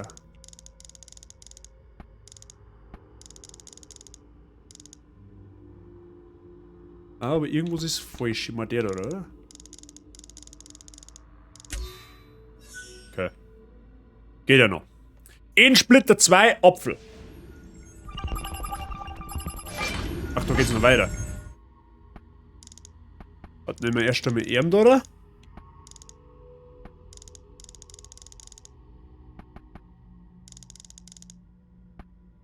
Okay, der ist stockschwul. So gern gewiss ist. Ach, da ist über... Ah! Jetzt check ich es erst, die haben nur einen Edenapfel. Haha. Bazi smart.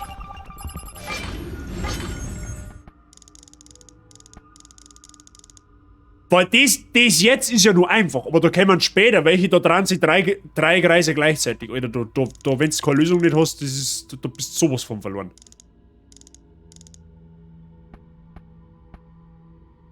Ah, Rosenkerten bekanntermaßen da unten.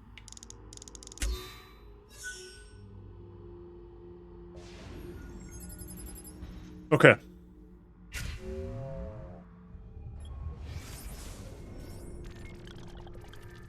Ergibt halt jetzt alles noch überhaupt keinen Sinn. Du gibst jetzt einmal deinen Frieden. Aua.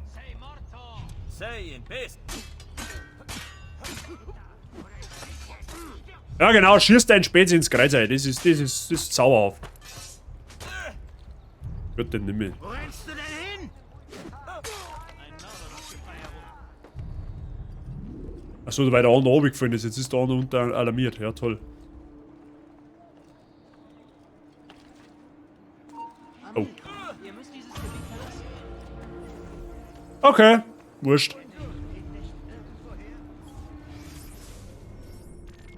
Ach, haben wir jetzt... Ah, einer geht noch ab. Ja gut, okay. Den nehmen wir jetzt mal in Kauf.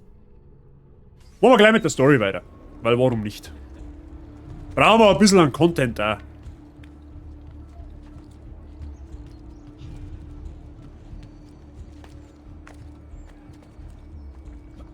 Oh. Ja, jetzt...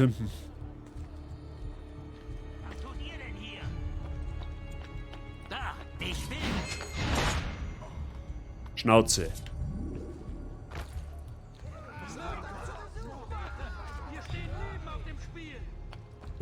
Der lebt aber nicht mehr, also steht er auch nicht auf dem Spiel. Verstehst?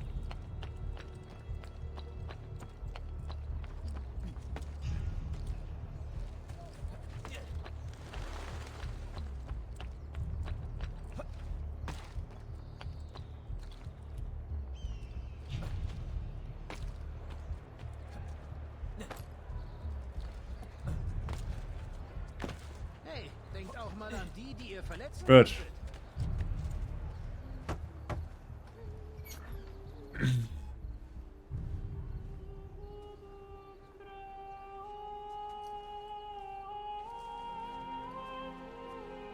Ich werde Florenz wohl besser verlassen.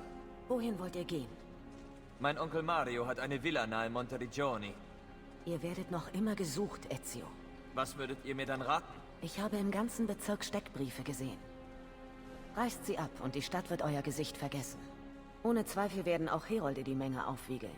Bestecht sie, damit sie andere Dinge verkünden. Oder ihr könntet die jagen, die falsch gegen euch aussagten. Sie tauschten Ehre gegen bare Münze. Ihr Verlust würde nicht betrauert. Erledigt einige dieser Sachen und ihr könnt die Stadt verlassen. Wie war das Name? Steckbriefe haben 25% verringert, Herolde 50 und Zeugen 75. Irgendwie so war das, glaube ich, oder? Steckbriefe entfernen, Herolde bestechen oder Amtspersonen eliminieren. Ich habe eine Routine eingebaut, die deinen Bekanntheitsgrad misst. Diese Anzeige zeigt dir, ob du berühmt-berüchtigt bist oder inkognito. Das zeigt dir, wie vorsichtig du sein musst. Außerdem kannst du sehen, ob dein Bekanntheitsgrad Teil von Ezios Erinnerungen ist oder nicht. Ja, tatsächlich, sind sogar 75%.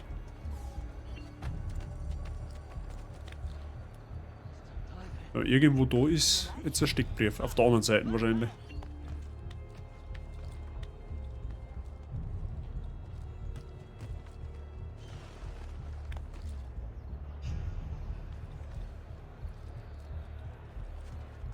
So, Steckbrief, da ist er. Sehr gut.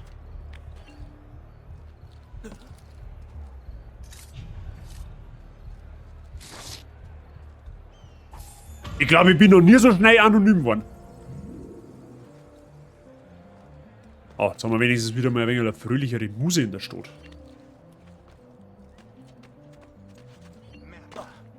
Es wird immer schlimmer. Wer kann uns den Hergang schildern? Was hast du für ein Problem?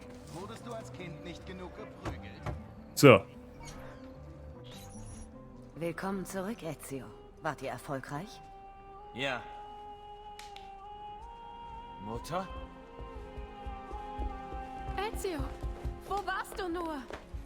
Sie wollten uns nicht gehen lassen. Und Mutter, ach, sie hat kein Wort gesprochen, seit wir das Haus verließen. Vater wird einiges klären müssen.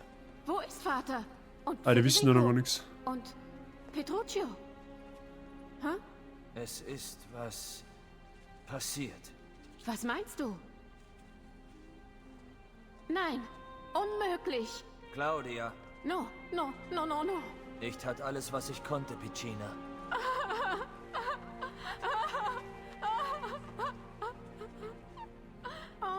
Hör zu, jetzt ist nur wichtig, dass wir uns in Sicherheit bringen. Aber dafür musst du dich zusammenreißen. Verstehst du?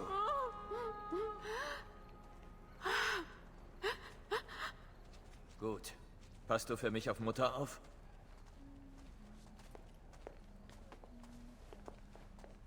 Du bist erst mal fertig mit der Welt. Nochmals danke für alles. Passt auf, Ezio. Bleibt wachsam. Ich glaube, euer Weg wird ein langer sein. Oh ja. Verdammt langer Weg. Arrivederci. Maria und Claudia aus Florenz bis zur Villa Auditore Montediccioni eskortieren. Nimmer. Bleib dran.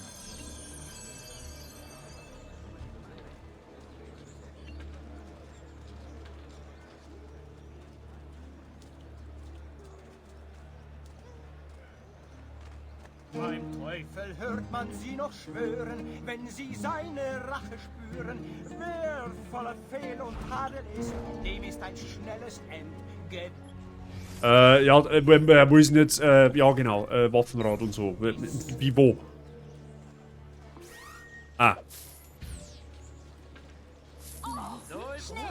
Das ist Geld. Gold. Ja, Geld. Hau ab. Halt, Futzen. Ja, Geld. Da hat es wenigstens im 2. eine Möglichkeit gegeben, die Herolde einfach. Die Herolde, sag ich schon, die nervigen NPCs, was beim Orsa noch die ganzen Penner waren. Oder die Murtal, die wo irgendwie arm haben wie Sau. Da hast wenigstens den auch irgendwie halbwegs so abwehren können.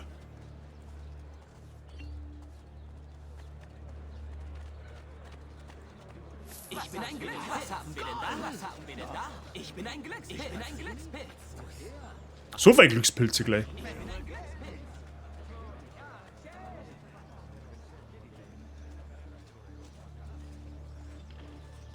Ah, schnell gekommen auch.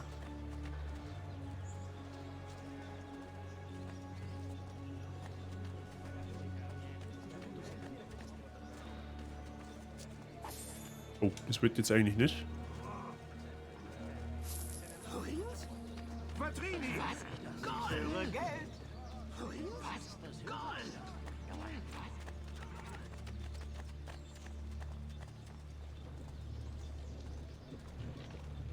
Würde vorher auch gut ausgehen können, merke.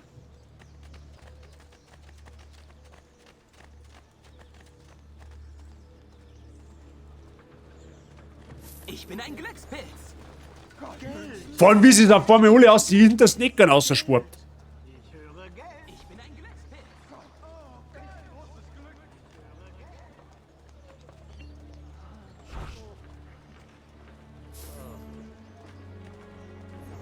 Na, habt Spaß.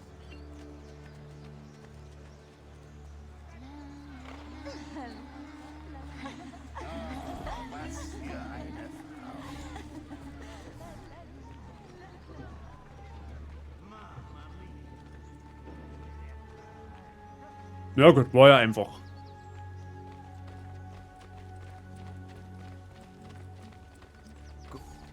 Wie konnte uns das nur passieren? Ich weiß nicht.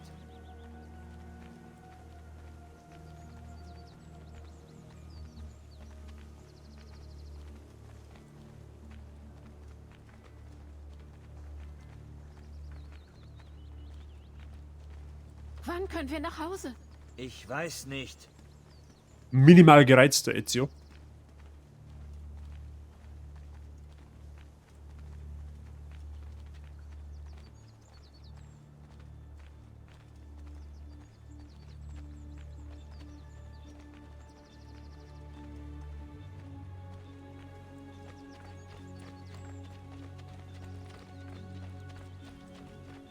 Mir nach. Was passiert mit unserem Haus?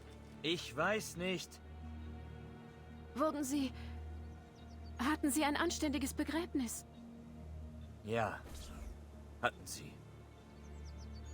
Das erklärt man, das kriegt man in so Sidequests erklärt. Die haben im DLC dabei, aber ich weiß nicht mehr genau, wie die geheißen haben. Das war irgendwie... wie hat sein Flammenname geheißen, wo wir letztes Mal kennengelernt haben? Ich weiß nicht mehr, aber auf alle Fälle gibt es da so Sequenzen. Ich glaube, seine Eltern, oder seine Familie, glaube ich, irgendwie, die tut er auf ein Boot und schickt es am Fluss entlang. Irgendwie so war das.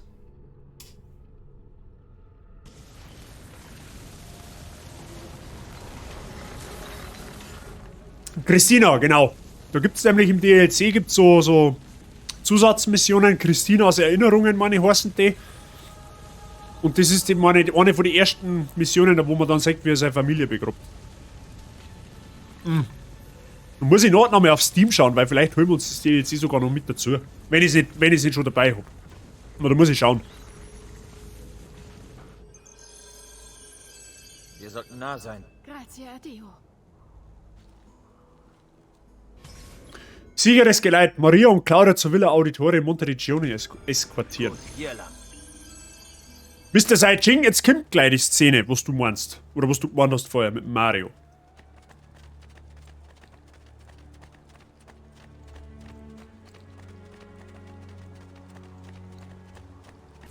Buongiorno, Ezio. Wie kannst du Florenz verlassen, ohne dich richtig zu verabschieden? Ezio! Was willst du, Vieri? Oh, so viele Dinge. Einen größeren Palazzo, 2 neue Hengste, eine hübschere Braut. Oh, ach ja. Und dein Leben. Ja, genau. Für den Verlust deines Vaters und deiner Brüder. Was wird nun geschehen, wo dir keiner mehr helfen kann? Ich habe wunderbare Dinge mit deiner Mutter und deiner Schwester vor.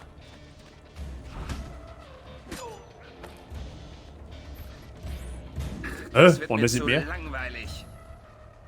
Erledigt ihn und schont die Frauen nicht.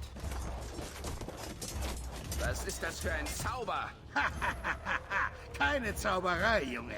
Können. Zeigt euch jetzt! Wie du willst. Hier, benutzt das. Tötet sie! Tötet sie alle! Mario also richtig geile Synchronstimme gekriegt im Deutschen.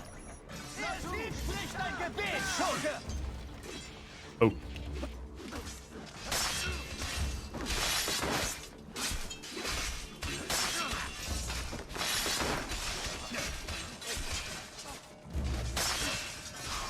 Einfach mal von hinten durchstehen, das hat noch nie geschafft.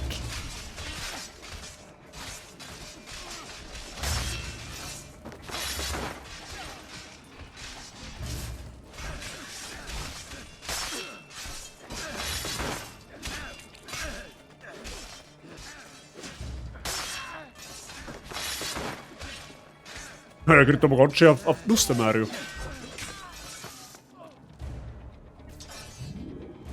Achtung, Mr. Seitching. Ich schulde euch Dank. Behalte das Schwert, Ezio. Kenne ich euch von irgendwoher? Erkennst du mich nicht? Ich bin's, Mario. It's me, Mario. Zu viel Zeit ist vergangen, Neffe. Viel zu viel. Ich hörte, was in Florenz passiert ist. Furchtbar. Komm, bringen wir euch hier weg. Ich weiß aber jetzt ehrlich gesagt nicht, ob das bewusst so gemacht worden ist, dass es genau, aber im Englischen betont er das nämlich wirklich genauer so, It's me, Mario. Was halt von Super Mario bekannt ist, oder ob das einfach nur ein Versehen war. Aber ich weiß nicht. Ich kann es echt nicht sagen. Da Mr. YBO weiß das mit Sicherheit. So, Montericcioni.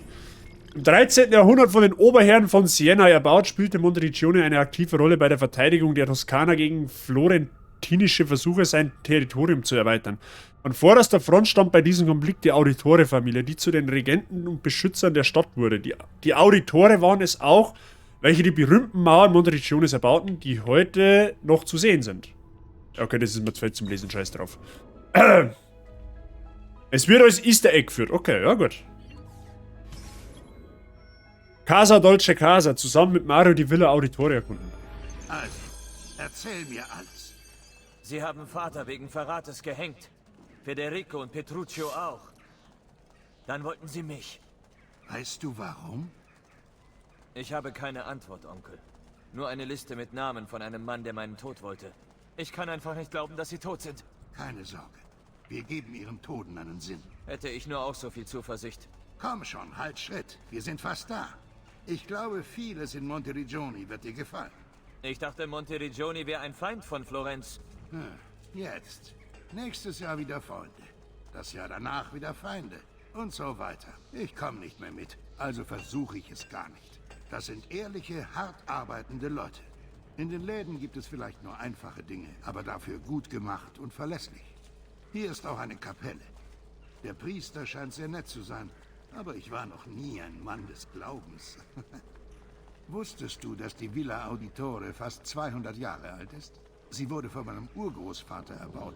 Ein seltsamer Mann mit vielerlei Geheimnissen. Die Villa, glaube ich, gibt's in echt aber nicht. Vielleicht entdeckst du ein paar davon. Wegen der ständigen Kämpfe fehlt dem Ort Moine. ein wenig der letzte Schliff. Ich wünschte, ich Villa Auditore. Oh. könnte Ja, etwas gut. tun. Aber ich habe einfach weder Zeit noch Geld, um es reparieren zu lassen. So ist wohl das Leben. Hier sind wir. Casa Dolce Casa. Und? Was meinst du? Sehr beeindruckend, Onkel. Sie hat wohl bessere Tage gesehen. Hm. Glaub mir. Ziemlich Oberwirtschaft, der Schund. Strahlen lassen, wenn ich nur die Zeit hätte. Da ich dir nun alles gezeigt habe, mein Neffe, solltest du gehen und dich einkleiden. Meine Leute auf dem Markt erwarten dich. Komm wieder, wenn du soweit bist, dann fangen wir an. Anfangen? Womit denn? Ich dachte, du kämst, um zu lernen. Nein, Onkel. Ich kam, um aus Florenz zu flüchten. Und ich will meine Familie noch weiter wegbringen. Und dein Vater? Er wollte sicher, dass du sein Werk beendest. Welches Werk? Mein Vater war Bankier. Warte, er hat nichts erzählt? Ich habe keine Ahnung, wovon ihr sprecht. Was hast du dir gedacht, Giovanni?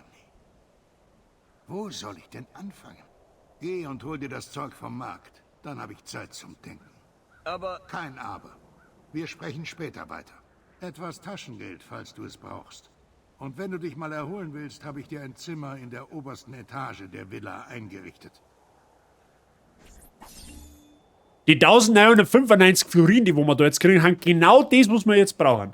Es gibt jetzt genau, also wenn ich mich richtig erinnere, wir kaufen uns jetzt ein Schwert und ein Kurzschwert und das kostet genau 1995.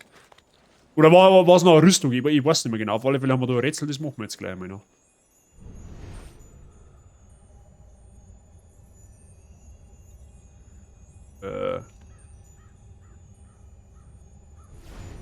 Oder auch nicht.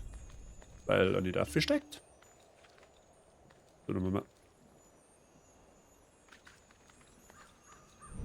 Jetzt hat. Ja. Die Macht nicht. Sie wird vererbt. Nachkommen.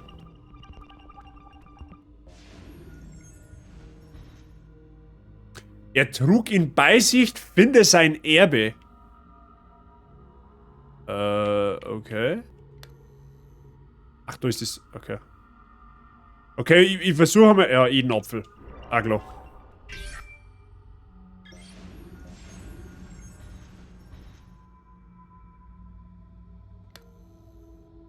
Der ist da. Gut, jetzt sind die Rätsel noch relativ einfach.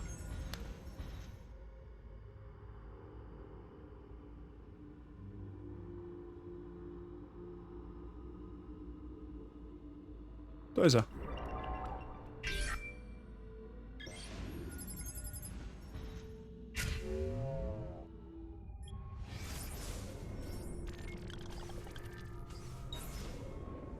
Nice. Und dann nehmen wir gleich den Aussichtspunkt noch mit. Hat's da jetzt nicht, ich bin mir nicht mehr sicher, aber ich glaube, da hat man in dem Ort so eine Statuen finden können, glaube ich. Oder da hat man dann da irgendwie Kohle freischalten können. Ich glaube, da war ich. Oder war das erst im Brotherhood? Ich weiß nämlich nicht mehr genau. Aber ich glaube, es war im 2er.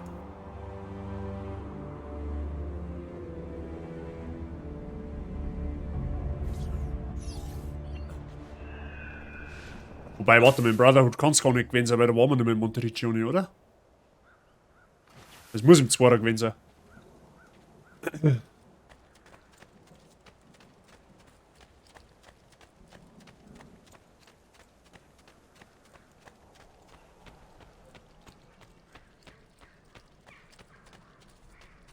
Gut.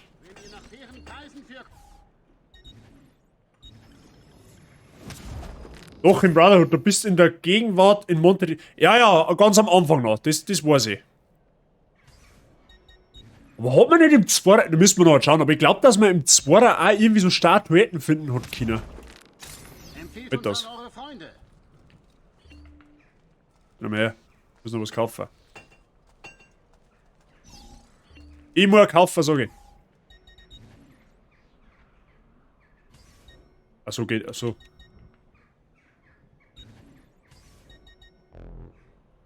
Ah ja. Nun, ich bin hier, falls ihr mich brauchen solltet. Schau, oder Werb?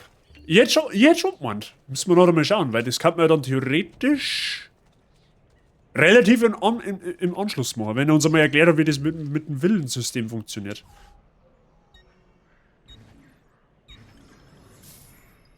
Glaubt mir, ihr werdet euch bald besser fühlen. So, jetzt haben wir praktisch Schwert, Kurzschwert, Dolch. Ja, genau. Ey, schau, das ist wie so ein Borzen. Das ist einfach noch alles runtergekommen. Gerade letzten Monat kaufte der Burggraf. Komm mal, okay.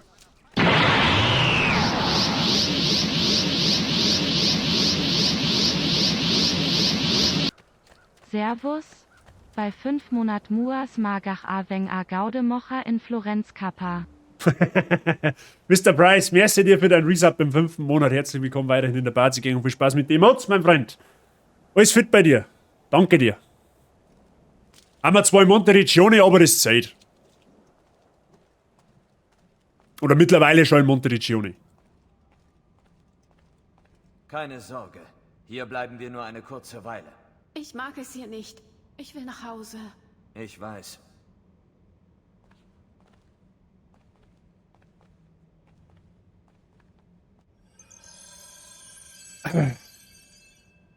Wie ist bei euch? Alles zauberhaft.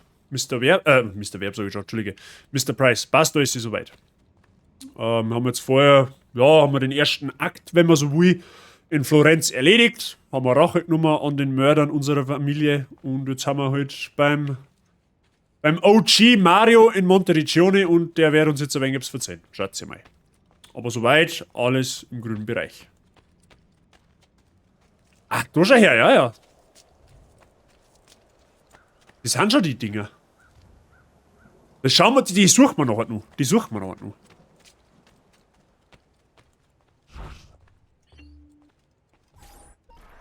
Hallo, Onkel. Ich tat, was ihr sagtet. Und auch schnell. Ben Fato. Und jetzt bringe ich dir bei, wie man kämpft. Nein, wie schon gesagt. Wir ziehen weiter. Ezio, du hast es kaum gegen Vieri geschafft. Auf der Straße wirst du keine Woche überleben. Wenn du gehen willst, na gut. Aber dann wenigstens mit der Fähigkeit und dem Wissen gewappnet, dich zu verteidigen. Wenn nicht für mich, für deine Mutter und Schwester. Fein. Sehr gut. Übung macht den Meister. Von Mario lernen, wie man kämpft. Oh na. Mittlerweile tut mir das Kreuz ein wenig weh. Vom Naruto sucht man auf das oft. Das ist ein kurzes Kreuz weh. Doch Angriff allein gewinnt keinen Kampf. Dann taugt es da wenigstens. Du musst überleben, um zuzuschlagen. Ich bringe dir bei, wie man ausweicht. Ihr sagtet, mein Vater war mehr als ein Bankier? Bringt wohl nichts, mich zu winden, was? Dein Vater war ein Assassine, Ezio. Ich sagte doch bereits, mein Vater war ein Pfeffersack. Bene, ich habe dir gezeigt, wie man einen Angriff vermeidet. Jetzt zeige ich, wie du das in einen Vorteil verwandelst. All das über Assassinen und Templer, das riecht nach Fantasie. Wie etwas von einem alten Pergament, das mit obskurer Schrift bedeckt ist. Woher wusstet ihr? Du hast deines Vaters Klinge. Also dachte ich mir, dass du auch deine Kodex-Seite haben wirst. Kodex?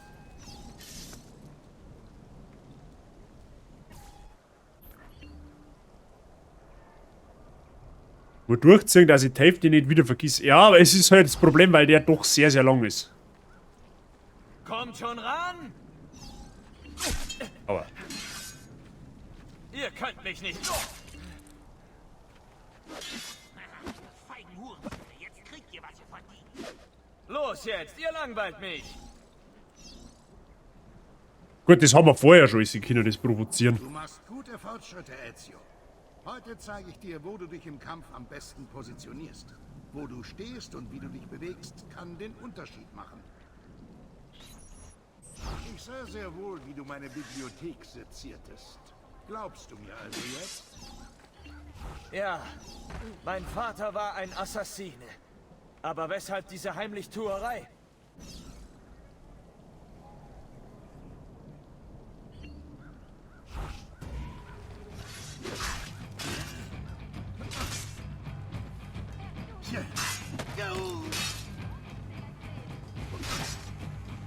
Oh Mann, Mario.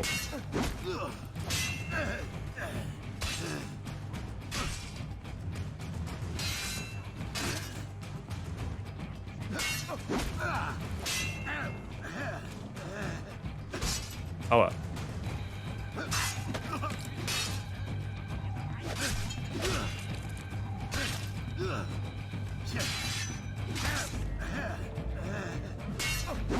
Gut.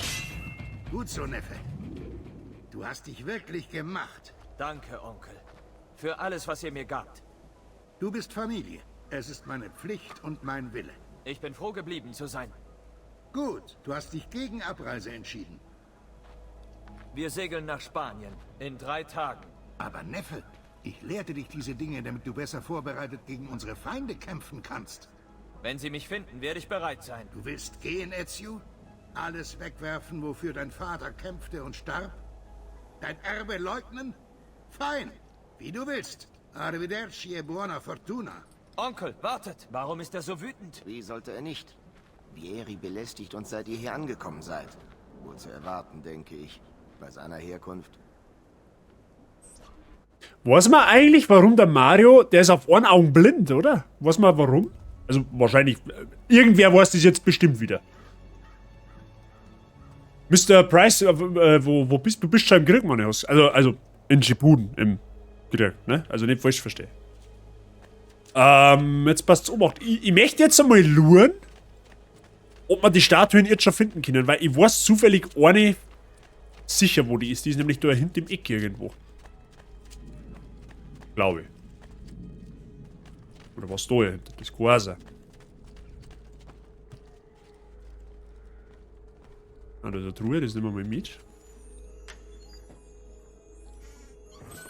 Er ist Vatikaner und küsst wahrscheinlich zu viel Covid. Ausrufezeichen geschubst. Oder war die auf der rechten Seite des Koasa? GSC hupst. GSC hupst, meine Freunde.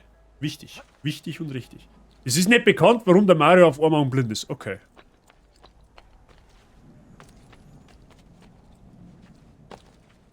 Ah, da hinten ist. Okay, die kann man jetzt schon sammeln. Dann müssen wir mal schauen, wie viele Statuen das insgesamt gibt. Ich glaube 6. 6 oder 8. Gut, das war mal eine Mars-Statue gefunden. Oder waren es 9? Ich weiß halt einfach nicht mehr.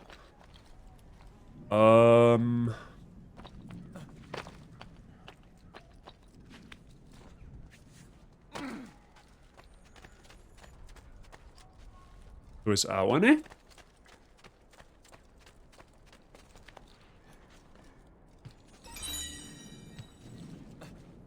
Venus-Statue. Ich glaube, es sind sogar 9 wegen dem Sonnensystem. Dann weiß ich, dann war noch eine in der Kirche irgendwo. Da oben war noch irgendwo eine. Es kann aber sein, dass manche erst zugänglich haben, wenn wir Monte Riccione ein wenig renoviert haben. Weil alle, glaube ich, hat noch nicht zugänglich.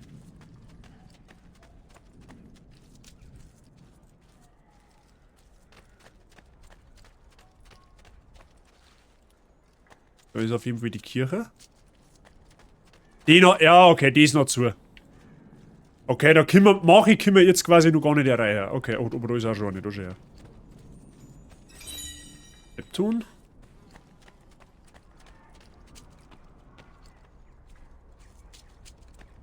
Da hinten war auch irgendwo noch eine. Das ist mir sogar ein wenig im Gedächtnis erhalten bleiben. Wo sie die Statuen so ein wenig aufhalten. Da ist auch eine oben. Minerva, okay, es hat nichts mit dem Sonnensystem zu tun.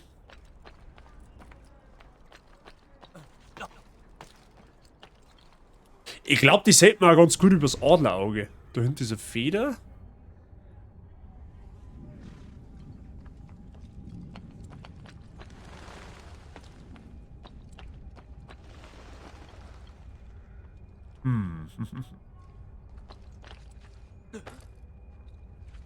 Ja, genau.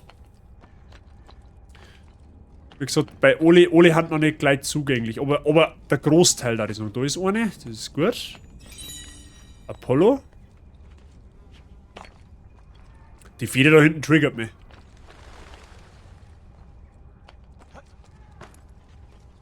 Da meine war auch noch irgendwo eine. Also ich weiß, dass da oben noch eine ist. Irgendwo. Also in dem Turm da droben. Auf der Mauer. Und da hinten ist noch irgendwo eine. Eigentlich muss ich einen Tag halt machen in Florenz, wenn ich schon in der Toskana bin nächsten Monat. In Florenz war ich tatsächlich auch noch nie. Was heißt, ich war eigentlich noch nie in Italien. Glaubt man gar nicht, aber ist es so. Obwohl es eigentlich Nachbarn haben. Oder fast Nachbarn. Oder habe ich die schon... Ah, die habe ich vorher schon geholt. Okay, ja gut. Aber ich weiß, da herum hat es noch irgendwo eine gegeben. Da bin ich mir eigentlich ziemlich sicher. War so eine Art Sackgasse.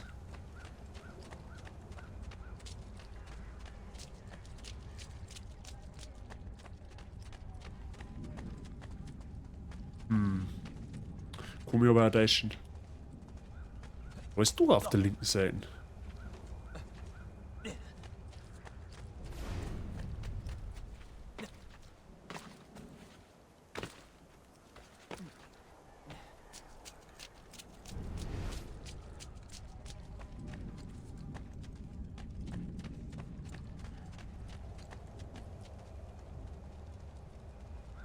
Ja gut, ich kann mich jetzt auch täuschen. Ich hätte gemeint, da ist nämlich auch eine.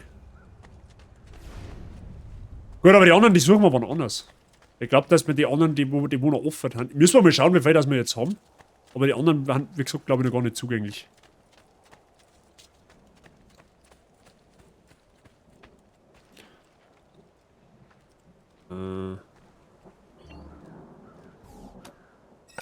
Okay, da haben wir schon mal die 2.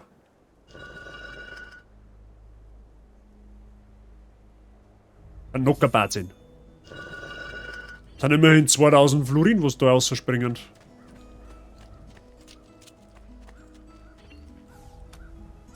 Da haben wir eine. Ah, der hat einen Dödel. Sehr gut.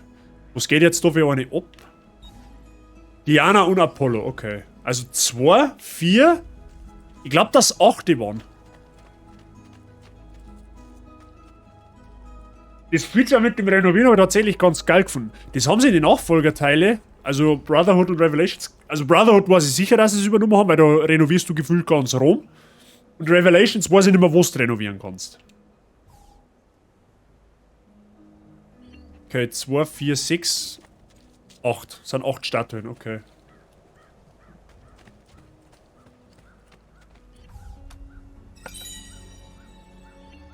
Und verändern uns jetzt, glaube ich, nur 3, wenn ich richtig zählt habe. Da eine, da hinten eine und... Ja genau, 3 Statuen gehen uns um. Das sind die 3, die wo nicht zugänglich sind. Eine in der Kirche, eine auf der Mauer und die andere, wo ist, weiß ich nicht. Aber gut. Ist das weniger.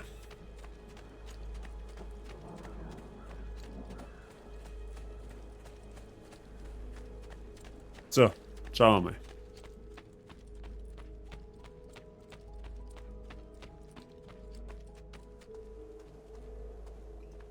Onkel!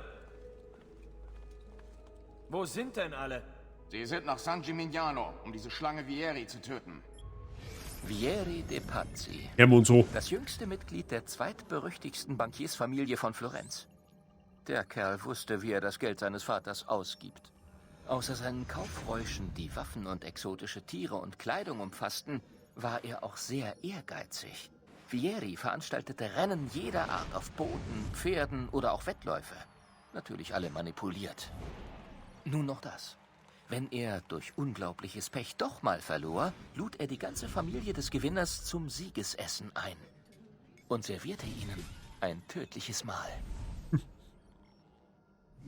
Schon krass, wie der drauf war. Ich will dabei sein. Bei den Stellen findet ihr, was ihr braucht. Hat es in Montericcioni nicht einen Untergrund gegeben? Ich kann mich jetzt täuschen, aber da war doch irgendwas, oder? Oder war das... Ah, halt, das ist im Brotherhood. Kommando zurück. Das ist Tutorial-Level im Brotherhood am Anfang, glaube ich.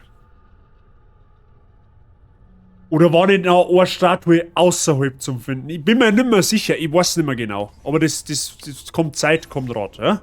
Das findet man alles außer. Und das ist die verfluchte Codex-One-Seiten. Da war ich damals, das weiß ich noch, habe ich das erste Mal durchgespielt und da gibt's natürlich nicht so viel drauf, dass du alles einsammelst. Bis am Ende heißt, ja, du musst die Codex-Seiten sammeln. Und ich hab von 30 oder 35, was das waren, habe ich 5 gehabt. Ja, jetzt kannst du jede Stadt abklappern. War da nicht auch was im DLC? Das kann durchaus möglich sein. Das kann durchaus möglich sein. Ich muss nachher unbedingt schauen, dass ich das DLC kriege, weil die DLC-Missionen waren teilweise richtig gut. Die waren richtig, richtig gut. Das muss ich mir unbedingt anschauen. Weil dann hole ich mir das noch, weil das Geld ist mir wert. Weil vor allem, ich hab das 2er jetzt für den PC aber für 10 Euro gekriegt. Also, ist wirklich nicht tragisch. Hä? Also muss ich noch nach oben, oder was? Das ist halt auch irgendwie wieder cool, weil ich habe es jetzt so lange nicht mehr gespielt, dass ich eigentlich die Hälfte schon nicht mehr weiß. Also ich meine, gut, Grundhandlung, logisch, aber jetzt so ein paar so kleine Feinheiten, die habe ich nicht mehr im Kopf.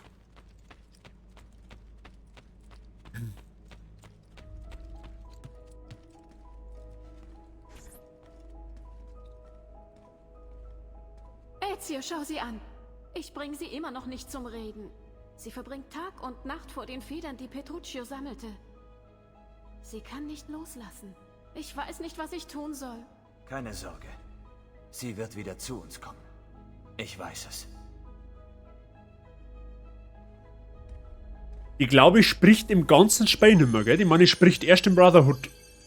1 oder 2 Sätze. Meine. Sicher bin ich, also im 2. bin ich mir eigentlich sicher, dass die kein Sterbenswort mehr sagt. Ich weiß auch gar nicht mehr, es kann sein, dass die was redet, aber nur wenn du 100 Federn sammelst, wenn du den Mantel von Petruccio kriegst. Also den strickt ja sie praktisch mehr oder weniger. Aber ich weiß nicht mehr hundertprozentig. Aber ich glaube eigentlich schon fast, dass die im 2. Teil kein einziges Wort mehr von sich gibt. Mama, praktisch, vom Ezio. Da haben wir auch noch plündern können, jawohl.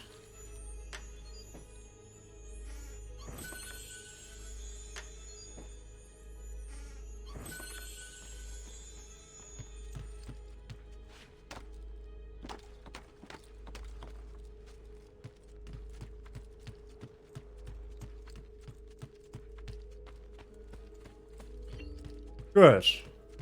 Ja, da kann man jetzt die Federn einlagern. Ich meine, wie gesagt, die werde ich gewiss nicht sammeln, weil den Aufwand betreibe ich nicht. Weil ich glaube, da gibt es nämlich nicht einmal eine Karten dazu, dass da das angezeigt wird, wo die Federn haben, weil dann war es nämlich nicht so tragisch. Und ich habe die damals, da haben wir im Internet in Google so eine Map gesucht, da wo die Federn als Punkte eingezeichnet worden haben. Das war eine Tortur, die Federn zum Sammeln. Heilige Scheiße. Wie gesagt, das habe ich einmal gemacht und das mache ich nie wieder. Wenn es in-game eine Map gab, da wo der Standort von den Federn angezeigt wird, dann war es nicht so tragisch. Ja, weil dann kannst du es halt einfach mitnehmen, wenn du gerade zufällig drauf vorbeirennst. Aber so, um Gottes Willen, das hat mich Tage gekostet. Vor allem, das Schlimmste an Federn sammeln ist Venedig. Weil Venedig war für damalige Verhältnisse eine unfassbar große Map. Mal ist heute ein Scheiß im Vergleich zu den Maps, was es mittlerweile gibt, aber alter Fuchs Venedig. Das war so. Ich glaube, allein an Venedig bin ich eine Woche gesessen, bis da ich das geholt habe.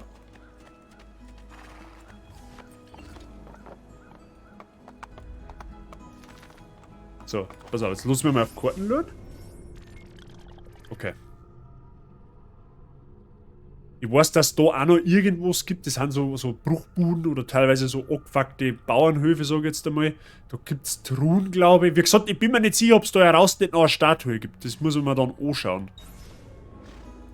Aber ich meine nicht. Beim Spätzl am WC ausdruckt, weil ich selber komme.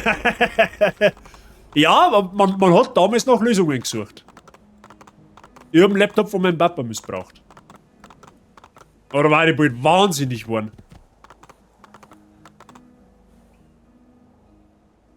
Einen Untergrund gibt es im Brotherhood, da beginnen dann die Anhänger von Romulus. Ja, das sind die Dungeons. Ich glaube, ich weiß halt einfach nicht mehr. Aber ich meine, dass unter Montericcioni gibt es auch irgendwas. Aber wie gesagt, da darf es mir jetzt nicht festnageln, es ist so lang her. Mr. Price, willkommen in der Toskana. Schaut's da auch so aus? Ah, das ist auch wieder alles verdickt jetzt, okay? Haben wir da gleich einen Aussichtspunkt, den wir einnehmen können? Ja, da oben, toll.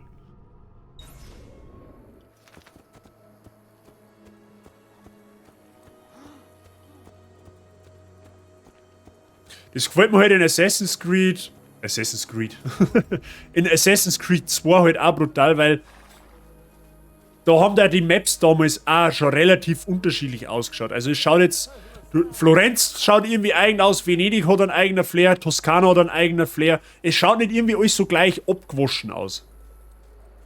Wie gesagt, für die heiligen Standards, das ist immer nur ein Spiel, was du definitiv geben kannst. Und wer es noch nicht gespielt hat, holt es nach. Das ist eine Bildungslücke in der Gaming-Szene, wenn du mich fragst. Nicht das.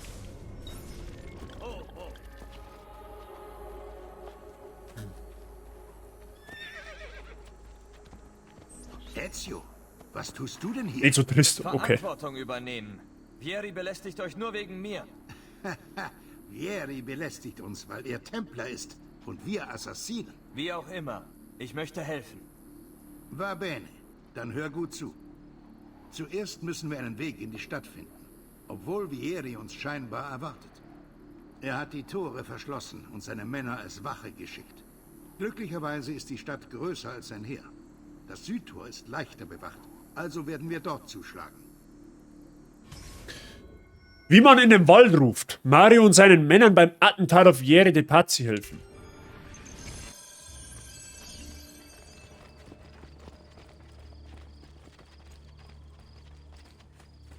Ja gut, dann helft mir halt, an Onkel Mario.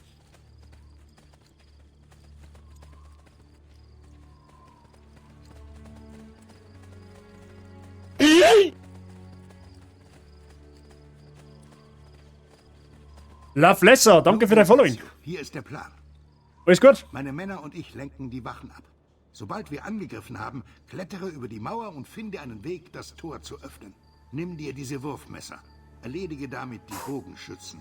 Bereit, wenn ihr es seid. Dann lasst uns beginnen. So, Wurfmesser, jetzt ober. 10 Stück. Ah, ja, stimmt, du hast da später einen Beutel kaufen können. Ja.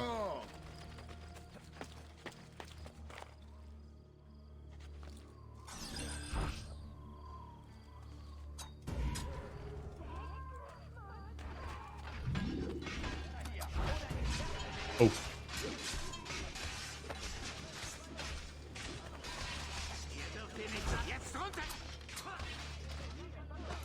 Wurfmesser OP, Freunde.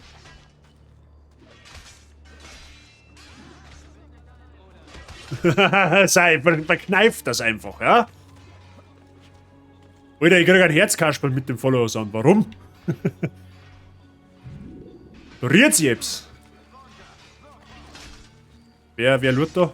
Wer hat da gelurt? Ach, hab ich die nicht gerade gestohlen?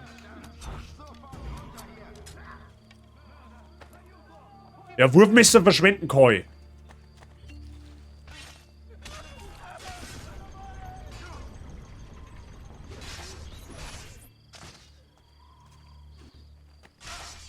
Lass dir nicht entkommen!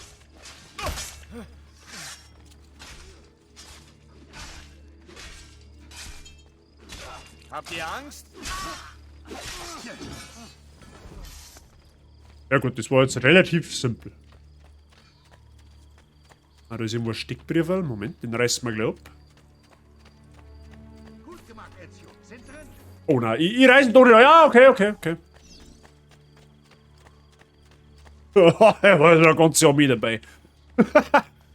Ich möchte, dass du diese Wachen ablenkst und sie hinderst, Alarm zu schlagen.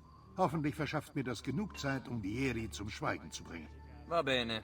Warte, Nipote. Nimm ein paar meiner Männer mit. Nur zur Sicherheit. Komm zu mir, sobald du es erledigt hast. Was hat Vieri denn jetzt vor? Das weiß keiner. Aber irgendwas macht ihn nervös. Wie sonst soll man die Patrouillen erklären? Und noch ein Zeichen, wenn ihr folgen sollt.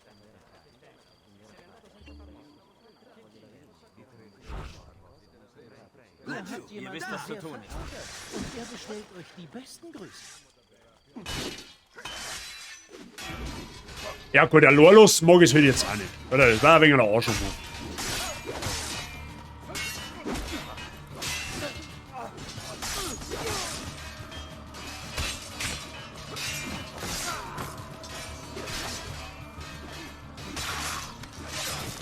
Also die sollten wir eh erledigen. Ja gut, abgesehen davon.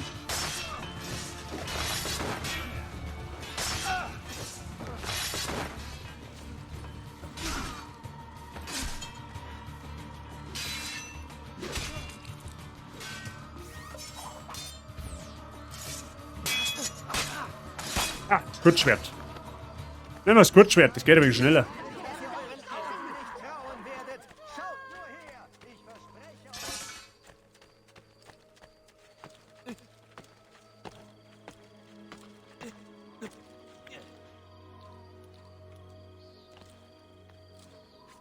Ich will gerade sagen, wo bleiben denn die?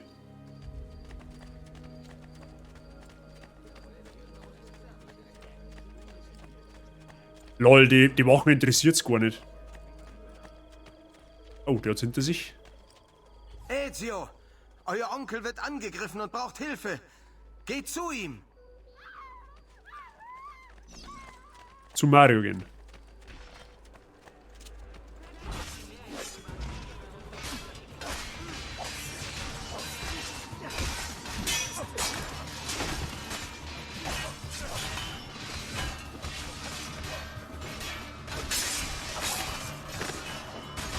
Der klassische Kehlenschnitt zum Durchschnaufen, man kennt's.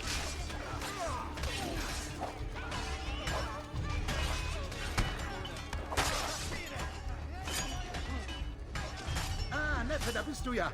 Mein Plan stößt auf Schwierigkeiten. Vieris Männer haben uns einen Hinterhalt gelegt und wir haben alle Hände voll. Aber meine Brüder kümmern uns schon um die Wachen. Geh du Eine im Birn. finde diese Schlange Vieri. Sieh zu, dass der Gerechtigkeit Genüge getan wird. Ja, okay, werde die Patze finden, das machen wir. Doch kennt los, sagen wir.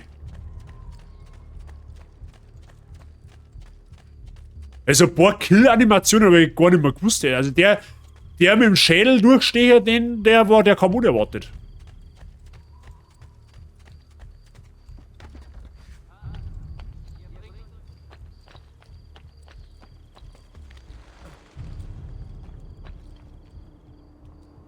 Ach, dahinter, okay. Ich wollte gerade sagen. Der wird aber kaum am Turm um sein.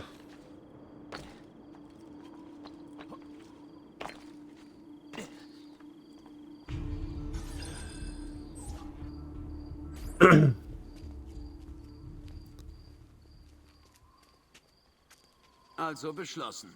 Vieri, ihr bleibt hier, um die Söldner zu führen. Francesco organisiert unsere Truppen in der Stadt und sagt Bescheid, wenn der Zeitpunkt gekommen ist. Jacopo, eure Aufgabe ist es, die Bürger nach der Tat zu beruhigen. Und dieser Trinker Mario. Er macht ständig Ärger und ich befürchte, dass er herausfinden könnte, was wir planen. Er hat immer Ärger gemacht.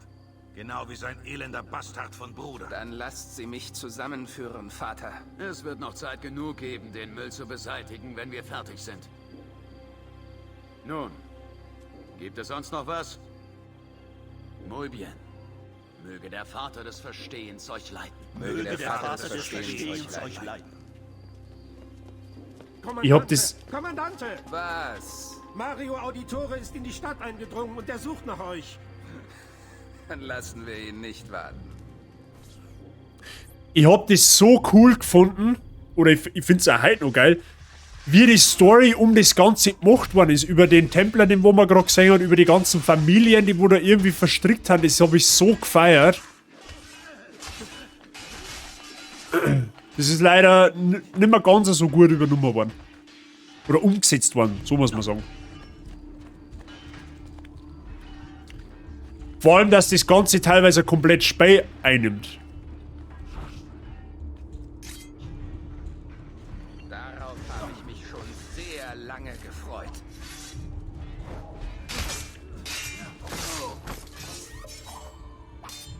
Direkt mit dem Mini-Dolch sticht man ab.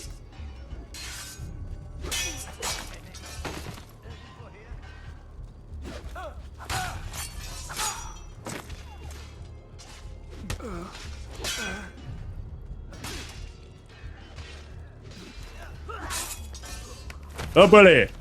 Trotzdem!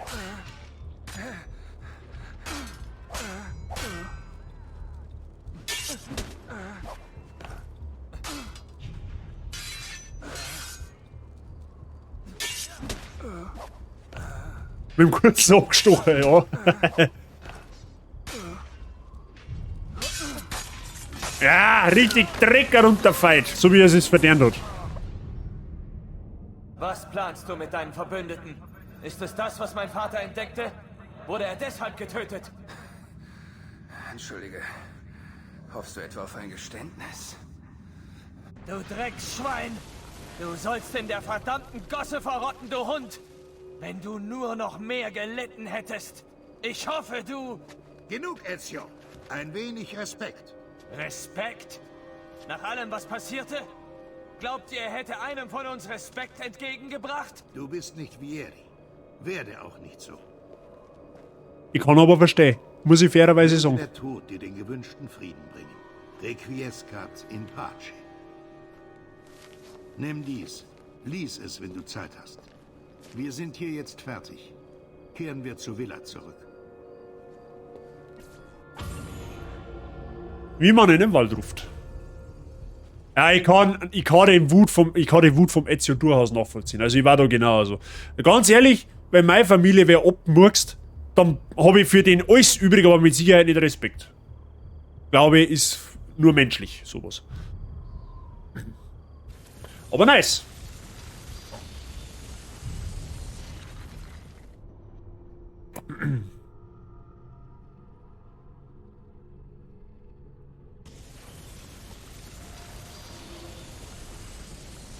Weiter im Text.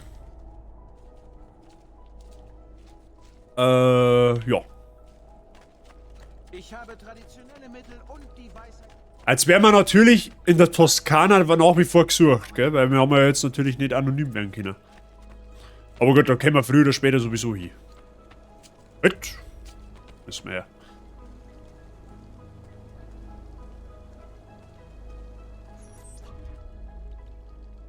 Und hier ist er. Nostro Campione Ezio. Es lebe Ezio! Ihr verschwendet keine Zeit mit dem Beginn der Feierlichkeiten. Warum denn auch? Du hast uns einen großen Dienst erwiesen. Durch Vieris Tod wird die Toskana endlich wieder friedlich sein. Weißt du, was das bedeutet? Nie mehr Arbeit. Wir können den ganzen Tag mit Saufen verbringen. Und mit Huren. Was? Was denn? Stimmt doch. Komm, Ezio, geh mit mir. Ja, Onkel? Kekse habe ich, lass mich auch mal wieder blicken. Grüß dich. Alles fit? Die Pazzi unterstehen einem anderen. Einem Spanier. Das ist Rodrigo Borgia, einer der mächtigsten Männer Europas und Großmeister des Templerordens. Also ist er verantwortlich für den Tod meines Vaters und meiner Brüder. Ja, und er wird auch dich töten, wenn er kann. Dann muss ich gegen ihn kämpfen, wenn ich frei sein will. Doch erst wenn jeder andere Templer meine Klinge gekostet hat. Vaters Liste wird mich führen. Wohin gehst du als nächstes? Florenz. Francesco de Pazzi wird das Schicksal seines Sohnes teilen. Ein kluger nächster Schritt. Kein Zweifel, dass er Böses im Schilde führt. Gut, genug der ernsten Gespräche. Ich bin in meinem Büro, wenn du mich brauchst. Ich sollte den Brief lesen, den mein Onkel mir gab. Was, Brief lesen? Wie? Was? Achso. Signor Pazzi, ich tat, wie mir geheißen, und sprach mit eurem Sohn. Ich stimme mit eurer Beurteilung überein, allerdings nur zum Teil. Ja, Vieri ist dreist und handelt oft gedankenlos. Ja, so wie ich. Und er hat die Angewohnheit, die Söldner wie Spielzeug zu behandeln. Ich habe Berichte von mindestens 3 Leuten, die als Ergebnis verstümmelt wurden. Aber ich halte ihn nicht, wie ihr sagt, für hoffnungslos. Eigentlich denke ich, dass es sogar eine sehr einfache Lösung gibt. Er sucht eure Anerkennung, eure Aufmerksamkeit. Seine Ausbrüche sind ein Resultat der Unsicherheit, die aus einem Gefühl der Unzulänglichkeit entsteht. Er spricht oft und liebevoll von euch und drückt den Wunsch aus, euch näher zu sein. Wenn er sich also laut, garstig und wütend gibt, tut er das nur, um Aufmerksamkeit zu bekommen. Also er hat ADHS gehabt, also praktisch, oder wie? Handelt, wie ihr es nach diesem Bericht für richtig haltet. Aber ich muss euch auch darum bitten, dass wir unsere Korrespondenz beenden. Sollte er den Grund dafür erfahren, muss ich um mich fürchten. Vertrauliche Grüße, Fra Giocondo. Also den Brief noch hat der Vieri praktisch, ja, das heilige Aufmerksamkeitsdefizitsyndrom gehabt, oder? Also sagt man das jetzt zumindest so. Gut. Ich glaube jetzt, meine ist soweit, dass wir lernen, wie man die na, okay, doch nicht. Wir lernen es doch nicht. Ich halte einfach das Maul. Ja, okay. Gestern war nur anstrengend. Hast du ja wieder so maßlos überfressen, oder wie?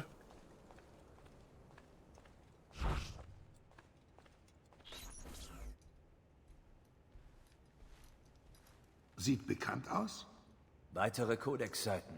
Ja, dein Vater konnte einige finden und übersetzen, bevor er... Hier. Das ist nicht die Arbeit deines Vaters. Jemand anderes hat das übersetzt. Leonardo da Vinci, ein Freund.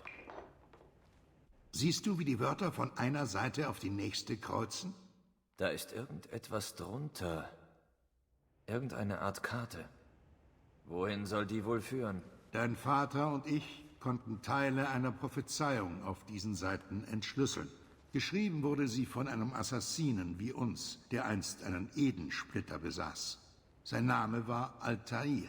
Haben wir schon kennengelernt. Er sprach von etwas Mächtigem und Uraltem, das unter dem Land versteckt ist. Was ist das? Ja, was?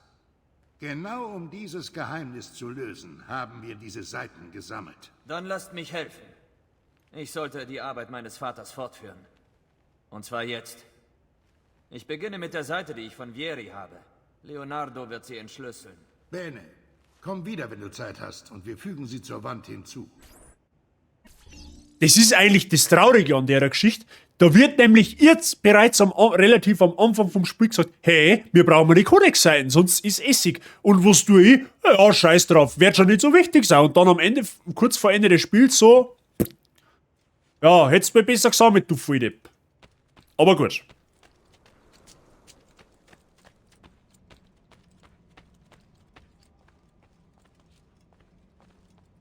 Müssen wir jetzt nach oben?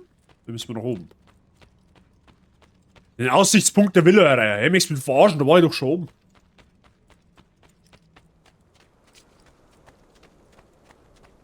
Ja gut, okay. Ich hasse lang Autofahren. Wer nicht? Wer nicht? Mag keiner wirklich gerne. Ja wie, jetzt kommst du jetzt noch nicht dafür, oder was? Arschen.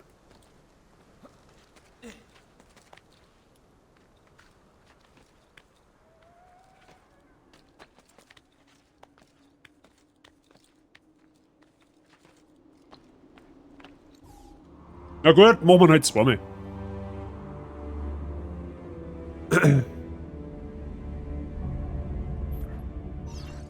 Wird's da auch einmal hell? Verstehe die Frage nicht. Ah, da hinten ist ein Codex-Seiten, du her.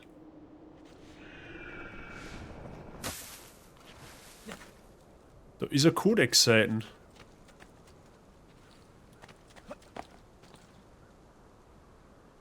In der Truhe drin, oder was? Ernsthaft?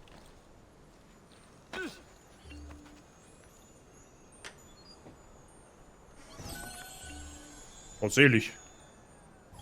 Haben da noch mehr? Ah, ja, okay.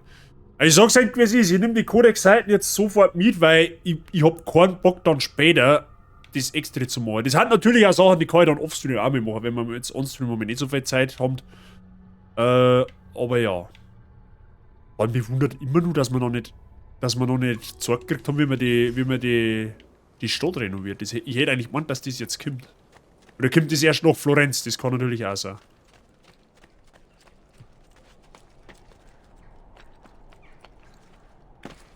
Glücklicherweise haben die Codex-Seiten nahezu, glaube ich, alle in Truhen drin, wenn man nicht alles täuscht.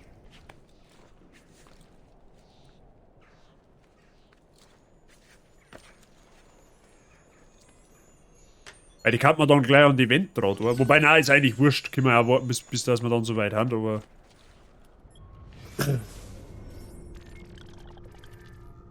Ist da hinten noch eine?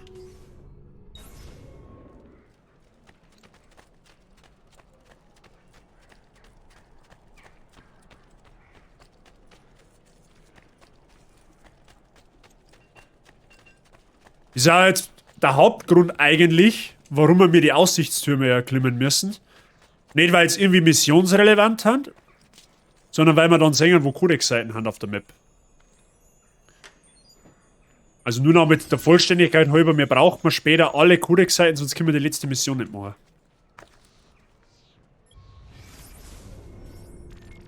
Gut, und die ist außerhalb. Okay. Erst einmal Richtung Ohr. Bitte, tut das nicht noch einmal,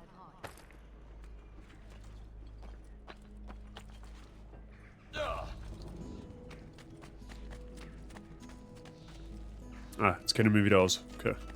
War gerade ein wenig verwirrt.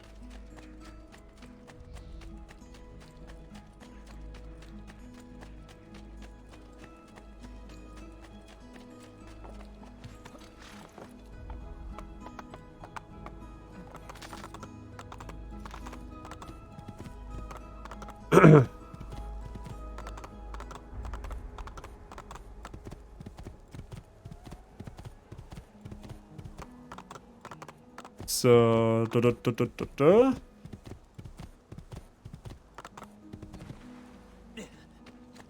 Ach, da steht schon ein Pferd. Ja, lol. Okay. Fertig gesattelt. Mutterseelenalor. Ah, klar.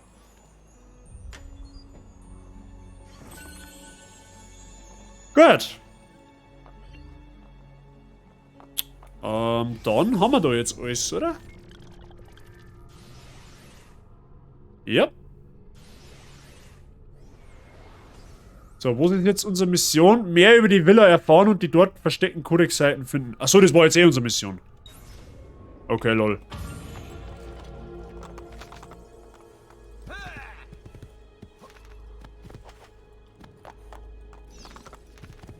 Ah, jetzt kommt das. Klau dir einen Besuchabstand. Jetzt lernen wir die ganze Anstalt dort zum Renovieren. Das ist gut. Muss man zwar ziemlich viel Kohle investieren, aber man kriegt sau viel Kohle wieder zurück. Auf Dauer.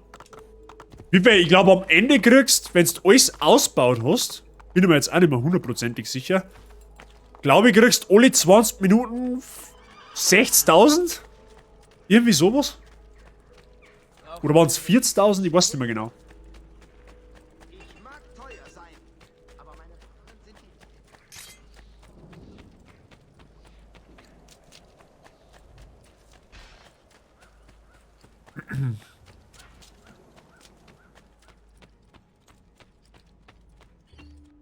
So.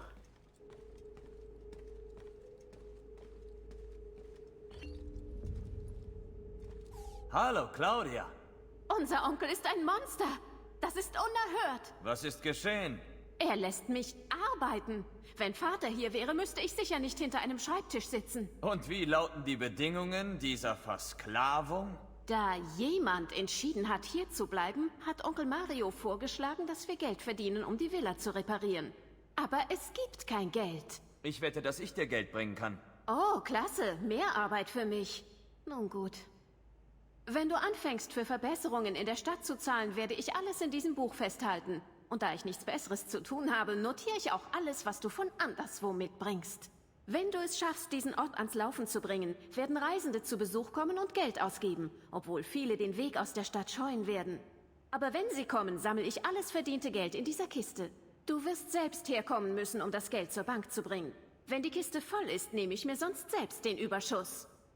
Capito? Abgemacht. Genau. So. Jetzt muss ich mir selber erst einmal einen Überblick verschaffen. Also aktuell kriegen wir mir sage und schreibe 151 Florin alle 20 Minuten. Also praktisch nix. Ja? So. Was haben wir jetzt für Geschäfte? Eigentlich nur zwei. Ein Schmied und ein Arzt. Das ist da, ich sagen, fast das erste, was wir renovieren sollten. Weil die Geschäfte werden wir immer mal wieder brauchen. Früher oder später. Dann haben wir da noch Sammlungen. Codex-Seiten haben wir jetzt 8 von 30 Federn. Interessiert mich nicht. Wo sie auch immer Modelle haben. Modelle, Siegel, Gemälde. Porträts von Ezios Zielen. What? Okay. Ausrüstung, ja, okay.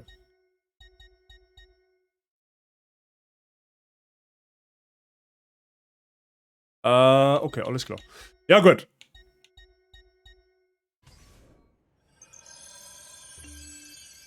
So, jetzt pass auf, das Bier. Ach, das kann man da, ja, okay. Buongiorno. Stimmt etwas nicht? Sir Mario heuerte mich an, um mich um alles zu kümmern. Aber ich bin Architekt und kein Zauberer. Ohne Geld kann ich keines dieser Gebäude reparieren. Und wenn euch jemand Geld brächte? Dann wären wir im Geschäft. Ihr seid sicher Sir Ezio. Hab ich recht? Onkel, das ist mal ein cleveres Bürschchen. Er ist sehr aufmerksam, wenn er Geld riecht. Wenn ihr diese Stadt aufbauen wollt, brauche ich es.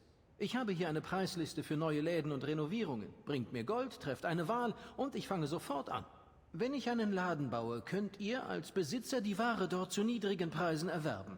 Investiert ihr mehr Geld in den Laden, wird der Rabatt größer. Die Renovierungen, nun, sie bringen das Leben zurück in die Stadt und in die Villa. Und wie Sir Mario mir erzählte, war das eurem Urgroßvater sehr wichtig. Außerdem führen neue Läden und Renovierungen dazu, dass mehr Menschen zu Besuch kommen, wodurch euer Einkommen steigt. Wollen wir uns das einmal ansehen? Mehr Geld, mehr gut, Freunde der Sonne. So, was haben wir jetzt da? Ihr seht, die Renovierungen sind alles andere als billig. Zumindest die meisten davon. Ja, ich bin immer nur der Meinung, wir brauchen auf alle Fälle die ganzen Geschäfte. Kunsthändler jetzt vielleicht nicht, aber Bank brauchen wir auf alle Fälle einmal. Haben wir mal renoviert. Schmied und Arzt haben wir schon einmal jeweils, aber einen Schneider brauchen wir noch. So, dann brauchen wir noch was für die Gaudi. Ein wenig Bordell. Minen, das war wahrscheinlich das, was ich gemeint habe, der Untergrund. Die Kirche renovieren wir jetzt auch gleich. Weil, dann können wir gleichzeitig die Statue da drin nachholen. So, jetzt haben wir noch 2000 über, da können wir jetzt nirgendwo mehr investieren, meine, oder? Nö. Ja doch, da kann man Kunsthändler noch bauen. Ja komm.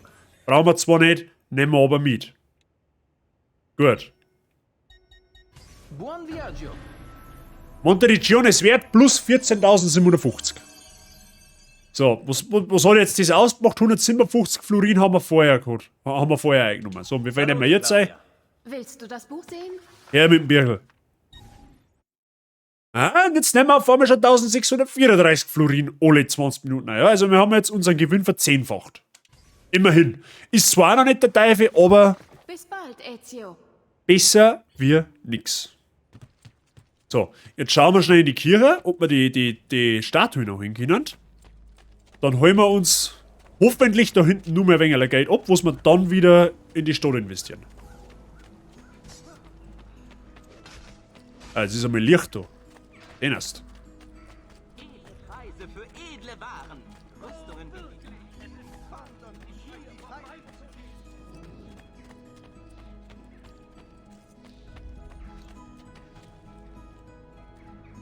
Okay, der Kirche gibt's keine Statue, da gibt's eine Truhe. Fast dasselbe.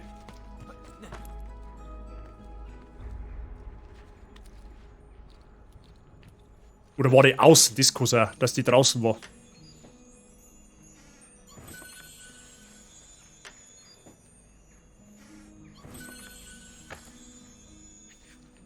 Ich meine, ich war draußen, das kann natürlich auch möglich sein. Aber ich bin mir eigentlich sicher, dass es bei der Kirche eine gegeben hat.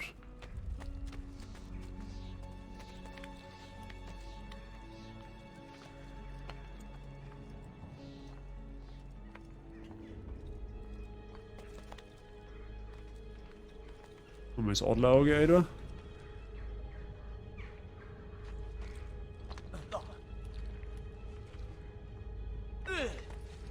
Ja, da ist. Hab schon gesehen. Oben ist. Gut, hätten wir, glaube ich, gar nicht renovieren müssen. Aber früher oder später hätten wir das sowieso da. Also von daher. Scheiß der Hund drauf. Jupiter-Statue. Okay. Genau, weil die andere, die war dann da oben nur. Aber wo war dann die letzte?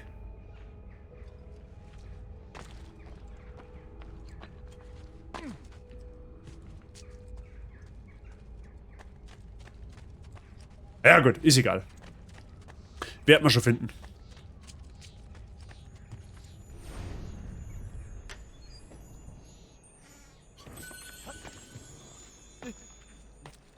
Gut, jetzt hoffen wir mal, dass die Statue schon...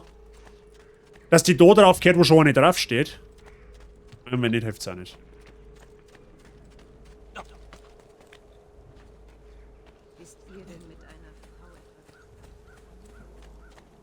Holy shit, das wird schon wieder halb eins. Schon wieder fast 3 Stunden live. Wo geht denn die Zeit hin? Heilige Scheiße. So, jetzt pass auf. Hat die da hergehört? Nein, da nicht. Was haben wir jetzt gefunden? Jupiter, glaube ich, oder?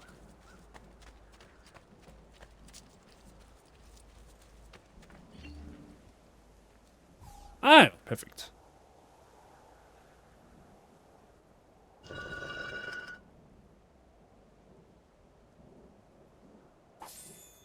$2000, immerhin. Investieren wir gleich wieder.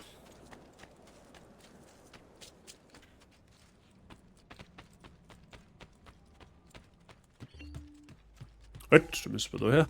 Buongiorno. Salute, Sir Ezio. Sollen wir uns die Liste anschauen? Ja, mit der Listen.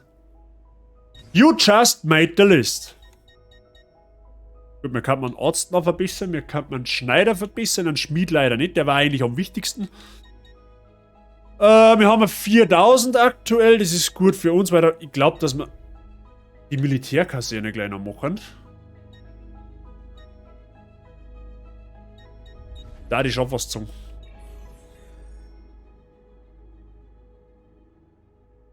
Buon viaggio. Okay.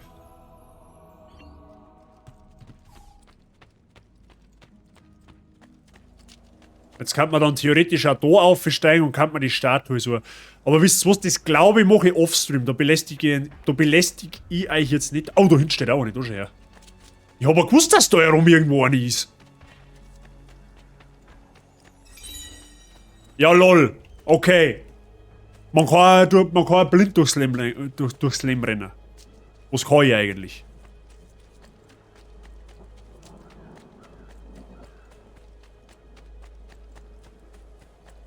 So, gehst du da her? Na, natürlich nicht.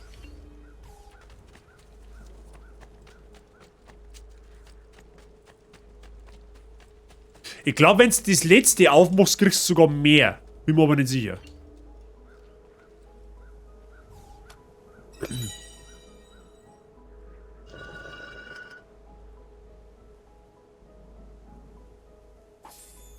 Für 3000 hat man auch was verbessern können, bin ich mir fast sicher. Ich glaube, am Brunnen. Müssen wir schauen. Dann geht uns jetzt eh nur noch die eine ab und das ist die, die auf der Mauer ist. 100%.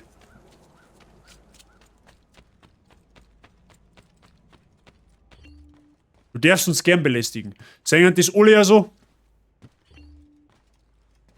Buongiorno. Salute, Sir Ezio. Sollen wir uns die Liste anschauen? So, 3000 haben wir jetzt. Passt. Dann machen wir gleich Diebesgilde noch mit. Haben wir schon fast alles renoviert. Holy shit. So, Diebesgilde haben wir. Passt. Du geht uns eh nicht mehr alles. Ja, okay, gut. Die Geschäfte fressen halt, die fressen halt brutal viel. Vor allem der Schmied. Der Schmied ist abartig, was der Kohle frisst. Aber sonst? Buon viaggio. Was haben wir jetzt? Einnahmen alle 20 Minuten, da hat mich jetzt interessieren. Salute, Claudia. Willst du das Buch sehen? Alle, her mit dem Birgel. 2234. Ja, immerhin. Bis bald, Ezio. Ich glaube, die Geschäfte, die hauen richtig auf, wenn's die voll ausbaust. Ja gut. Okay, machen wir weiter mit der Hauptmission. Da wir noch irgendjemanden abmurksen.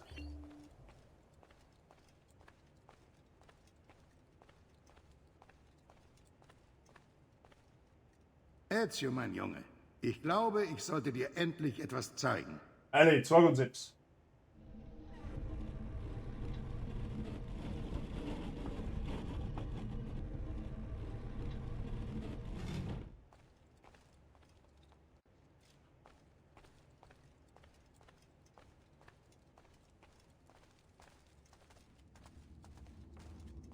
Was ist jetzt denn so?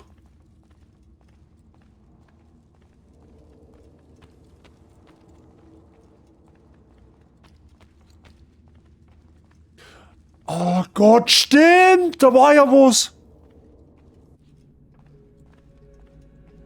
Dies ist unser Altarraum. Er wurde von meinem Urgroßvater erbaut, um das Angedenken der Assassinen zu ehren und ihre Geheimnisse zu schützen. Sieh dich um. Das sind die Assassinen, die in der Stunde der Not die Freiheit der Menschen schützten. Und das ist die Rüstung von Altair. Wenig ist über Altairs Leben bekannt, doch seine Rüstung ist leicht und doch stark. Ich würde sie dir geben, aber ich weiß nicht wie. Mein Urgroßvater erzählte mir, dass sie verschlossen bleiben würde, bis all ihre Beschützer wieder komplett wären. Ich hörte Gerüchte über Krypten in ganz Italien. Versteckte Gräber mit Schätzen gefüllt, in denen diese 6 vor Jahrhunderten begraben wurden. Vielleicht hat das was damit zu tun. Als ich jünger war, suchte ich selbst nach den 6. Ohne Erfolg. Vielleicht hast du mehr Glück. Leute, ich sag's euch, wie es ist. Das habe ich perfekte Synchronität mit Ezio zu erreichen, brauchst du diese Rüstung. komplett vergessen. Das habe ich komplett vergessen. Fuck, stimmt, es hat ja Assassinengräber gegeben im zweiten Teil. Das sind richtig coole Dungeons gewesen. Das habe ich komplett vergessen, ehrlich.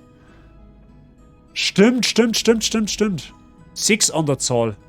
Ich glaube, in Florenz hat es einen gegeben. In Venedig 2. In der Toskana insgesamt 2. Und noch irgendwo einen. Alter, stimmt, das habe ich komplett übersehen. Genau, das waren nämlich die komischen Totenkopf-Siegel-Dinger. Die waren richtig geil, die Dungeons. Oh, auf die freue ich mich richtig. Gut, das Einzige, was ich wirklich komisch finde, vielleicht war es das vor engfindigen Menschen wieder irgendwer, warum im zweiten Teil die Rüstung vom Altair schwarz ist und nicht weiß. Ja?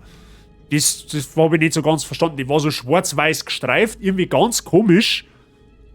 Das war das Einzige, was ich oder eins der wenigen Dinge, was ich bis heute nicht verstehe, warum das so ist. Aber gut. Bis jetzt jammern auf hohem Niveau. Die Gräber sind richtig geil gemacht. Oh ja. Jetzt, wo ich es wieder weiß. Und vor allem, da gibt's eins, da gibt's ein richtig geiles Easter Egg. In den Gräbern. Ich weiß nicht, ob ihr das wisst. Für den Fall, dass ihr es nicht wisst, wartet bis das soweit ist. Aber das dauert noch eine Zeit.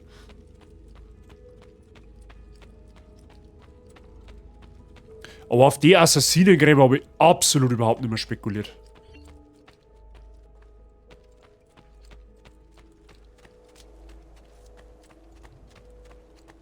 Ah, da ist die Waffen... Stimmt, da ist die Waffenkammer. Da hat man dann immer wieder eine andere Rüstung nehmen können. Also, was heißt, hat man sich beliebig das ausrüsten können, was man sich bereits gekauft hat? Ich glaube, das ist dem Färbungsfeature geschuldet. Okay.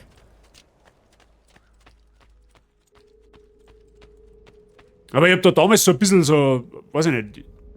War ja ein wenig perplex. Ich habe die Rüstung damals angelegt. Und ich denke mir so, hä? Das ist ja komplett schwarz. Also, designtechnisch hat mir die Rüstung jetzt leider nicht so zugesagt, deswegen habe ich es auch meistens nicht getragen. Weil, wenn man mal ehrlich ist, theoretisch gelangt das Leben, was wir jetzt da haben, wenn man ein wenig weiß, wie man mit der Steuerung umgehen muss. Aber ja, wir werden uns natürlich auch noch entsprechend aufrüsten.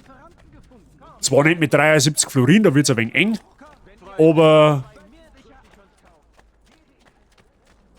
ein wenig ausstatten der Mund schon noch. Ich bin auch am Überlegen, ob wir auch eine Farbe nehmen, vielleicht irgendwann einmal. Vielleicht so ein Grau oder sowas. Das wollen wir schauen. Vielleicht bleiben wir aber auch ganz traditionell weiß. Was wir raten, das kann ich jetzt nicht hernehmen, oder? Noch Florenz? Ach, gut, dass man es noch leisten kann. Nein, das kann man nicht mehr leisten.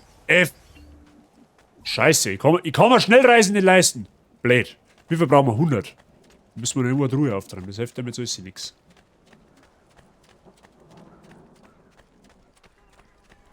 Ja gut, ich beklaue ihm einfach, da ist der. Ah, geht nicht. Scheiße! Ja, dann brauchen wir irgendwo eine Truhe. Wird man denn jetzt noch irgendwo eine Truhe auftreiben können, oder? Hey, du nicht so viel investieren dürfen.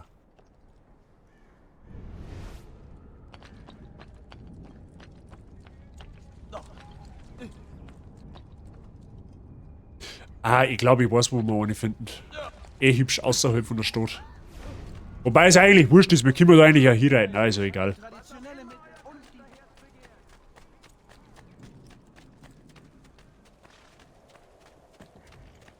Reiten wir einfach hin. Wobei, warte mal, da kommst du dann... Kommst du noch nicht ins Umland? Ich meine, du kommst ins Umland, oder? Müssen wir mal schauen. Jetzt pass so wach, das kriegen wir schon.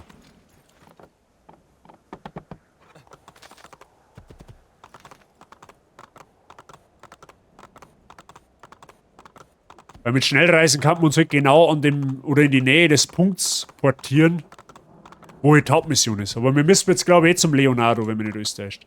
Nach Florenz reisen, okay.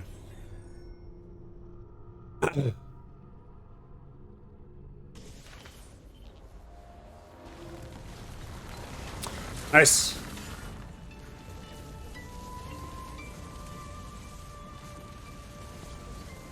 Ingame haben bereits 2 Jahre vergangen. 1476 meine fangen wir an.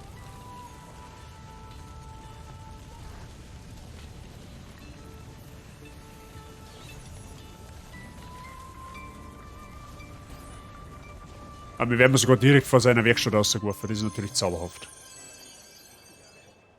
Ja gut.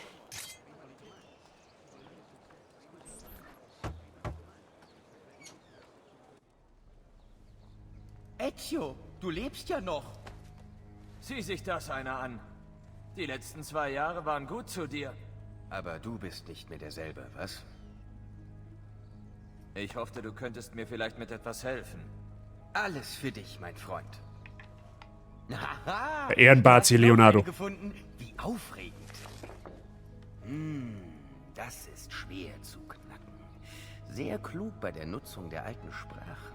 Wenn ich vielleicht... Oh, es scheint sowas wie ein Handbuch verschiedener Assassinentechniken zu sein. Darf ich mal sehen? Warte, was ist das? Dieses Mal ist es kein richtiger Plan. Nur eine Serie von Skizzen. Was das wohl zu bedeuten hat? Hoho, natürlich. Und warum nicht? Eine großartige Idee. Kannst du es fertigen, während ich die Sachen aus dem Fragment ausprobiere? Nimm das. Ich lasse meine Assistenten einige Puppen zum Üben aufstellen. Ey, Vincenzo! Hat er einen Assistentencode? Verschiedene Assassinentechniken üben, während Leonardo über den Codex-Seiten brütet. Okay, er brütet irgendwas über die Codex-Seiten. Sehr gut, toll.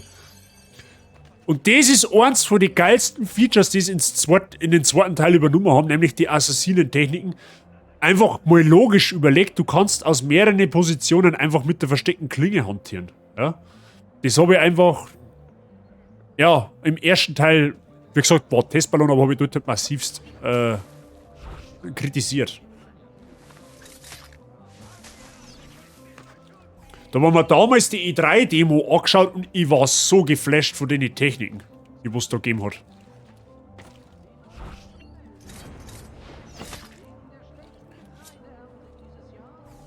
Versteckte Klinge bis zum Ende einfach die beste Waffe. Absolut.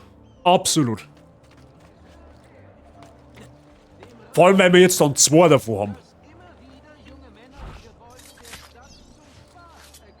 So geil gemacht einfach. Und vor allem so einfach.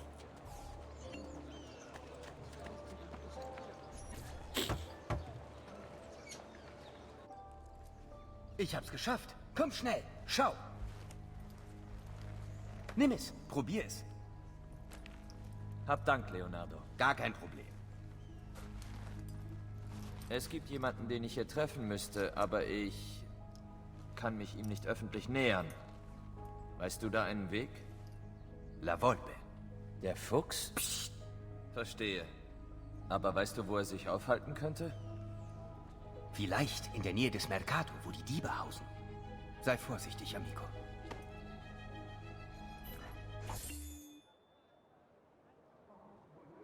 Ah, ja, La Volpe. Mhm. Ich glaube, dass er...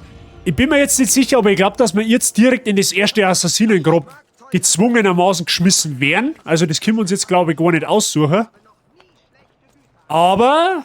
Machen wir. Ich hab Bock. Ich hab Bock auf ein Assassinengrab. So gern gewiss ist. Zweite versteckte Klinge erhalten. Oh, Freunde der Sonne. Zauberhaft. Absolut zauberhaft. Der weiß, wie er damit umgehen muss.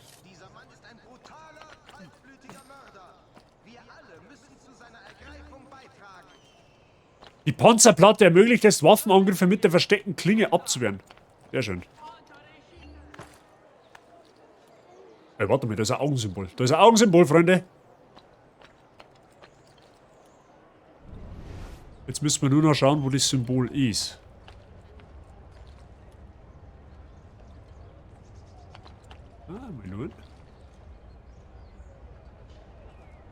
Wir haben ja vorher eins übersehen, glaube ich, oder? Irgendwo waren wir an einem Ort, wo noch so ein Augensymbol gewesen war. Aber das habe ich nicht mehr gesehen. Oder nicht mehr dran denkt, dass wir da hingehen. Das da hinten ist ein Steckbrief.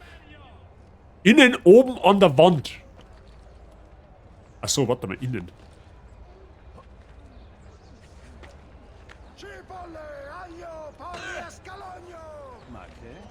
Was stimmt nicht mit diesem Teufelsbraten? Moment. Wer kann da auf der Seite sein? Hä? Ist mich verarschen oder was? Das muss doch irgendwo sein. Das da oben ist die Feder, die ist es nicht. Auge wo?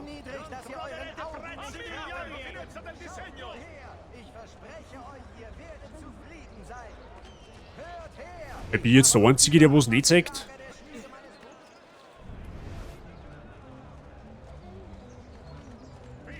Ja, du machst wieder Geld, ist eh klar. Scheiß Missgeier da. Das Maul.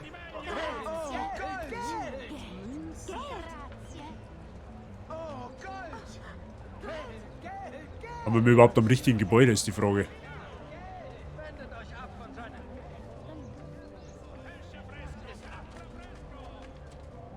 Nein, ich finde das Ding nicht.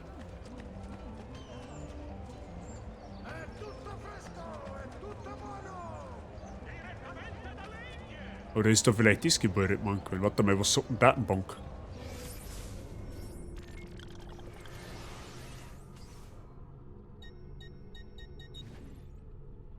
Die Wahrheit.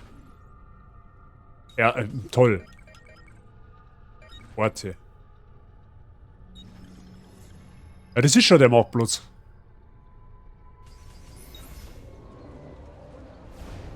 Ja, aber, hä? Die müsste doch da irgendwo angezeigt werden, oder nicht?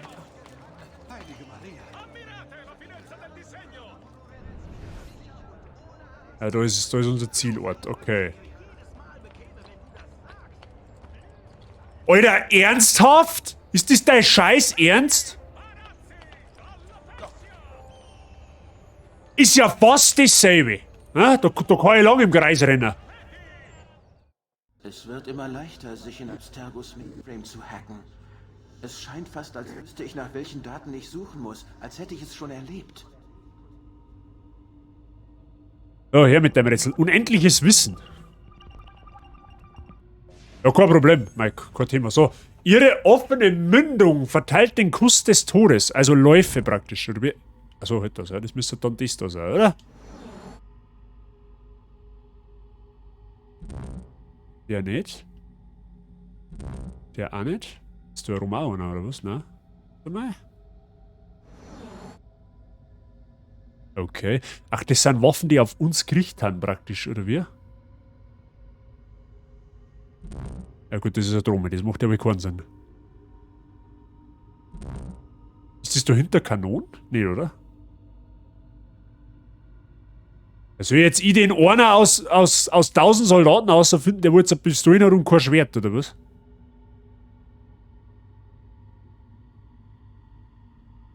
Die Flammen aus seinem Schlund stechen ihnen die Augen aus. Die Flammen aus seinem Schlund.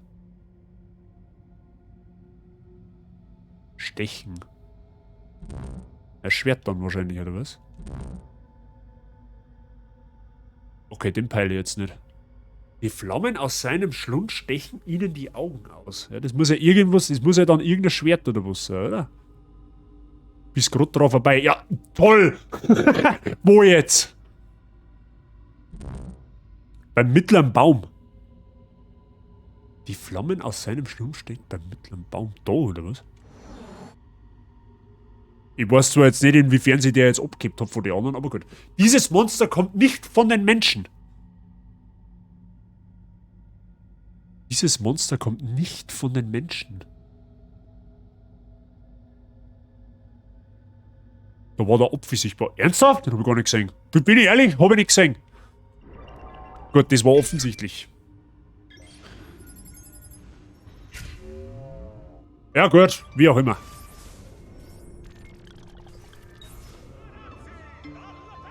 Gut. Ab, Hauptmission. Die machen wir jetzt noch. Ich hab Bock auf Assassinengrab.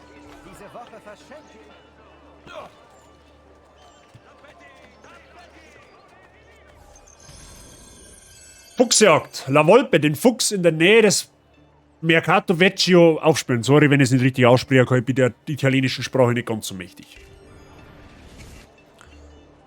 So, jetzt müssen wir ihn finden praktisch, oder was?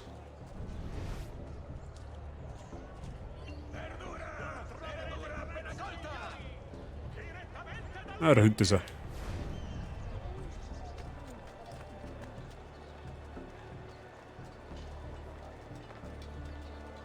Ja stimmt, der beklaut uns ja jetzt dann.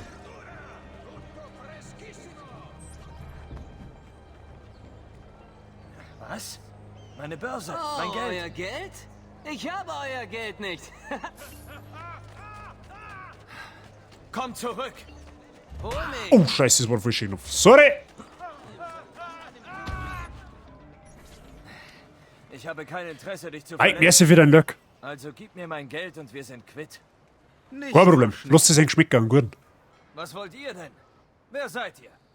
Man gab mir schon viele Namen. Mörder, Tagliagole, Dieb. Aber ihr dürft mich La Volpe nennen. Zu euren Diensten, Messer Ezio. Woher kennt ihr meinen Namen? Es ist mein Geschäft, alles in dieser Stadt zu wissen. Seid ihr nicht deshalb hier? Doch. Ich muss jemanden finden. Und wissen, wo er ist, bevor er es selber weiß. Wer? Francesco de Pazzi. In den Straßen erzählt man sich was von einer Karawane aus Rom. Einem Geheimtreffen heute bei Sonnenuntergang. Dort könnt ihr etwas über Francescos Aufenthaltsort erfahren. Wisst ihr, wo es stattfinden wird? Ma certo. Lasst mich wissen, wenn ihr soweit seid. Dann ziehen wir los. Oh, ja. Und hier ist euer Geld. Danke, Wifi. Wie gesagt, lasst es euch schmecken. Lasst es euch nicht stressen und viel Spaß weiterhin. So, wo sind jetzt Sachen? Sache ist, dass ich nichts auf der Map sehe, weil wir keinen Aussichtspunkt nicht haben. Jetzt passt so. Also wir spielen jetzt das noch ganz gemütlich oben dort. Also das Grab machen wir jetzt auf alle Fälle noch. Das möchte ich heute noch durchziehen. So, jetzt holen wir vorher noch schnell den Aussichtspunkt dahinter, weil... Ja gut, na, das war jetzt eigentlich dumm, weil wir eh schon fast da haben. Ja doch, den holen wir jetzt. Den holen wir uns jetzt noch schnell. Den holen wir uns jetzt noch schnell auf gemütlich und dann machen wir mit der Hauptmission gleich direkt weiter. Mit das kommen wir aber halt eh wirklich sehr, sehr zauberhaft voran, muss man echt sagen. Deswegen hätte ich halt eigentlich auch... Oh, wir haben die erste Einzahlung in unsere Truhe gekriegt. Deswegen werde ich jetzt nachher, wenn ich offstream gehe, definitiv schauen, dass ich an das DLC drankomme. Wenn ich es nicht schon habe, aber ich glaube nicht. Weil, ehrlich gesagt, wenn wir schon Assassin's Creed 2 spielen, dann spielen wir es gescheit. Oder, was heißt gescheit, dann spielen wir alles. Und die DLCs sind wirklich cool gemacht.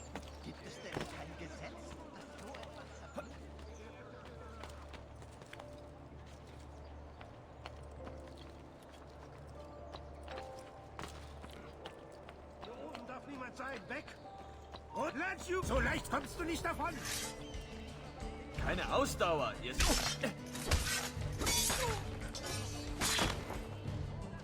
Nicht denn überhaupt? Ah, kann man mal ein wenig eine Heilung benötigen.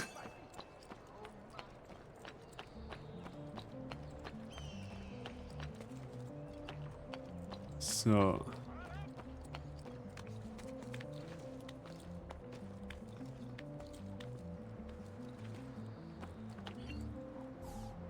Gut.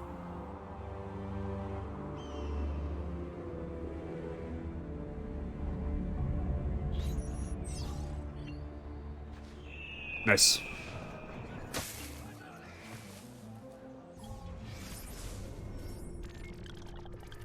So, jetzt wird dann der... Ach du Scheiße. Gut, wenn ich das gewusst hätte, hätte ich jetzt den Aussichtspunkt nicht aufdeckt. Okay, gut. Na gut, das mache ich offstream. Die Aussichtspunkte mache ich offstream. Weil das ist jetzt nicht wirklich etwas, was spannend ist. Okay. Gut. Ausgeschmatzt. Ja, wo bin ich denn jetzt?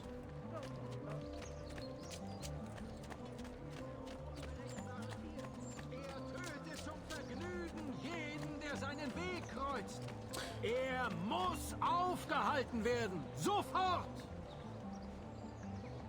Ja.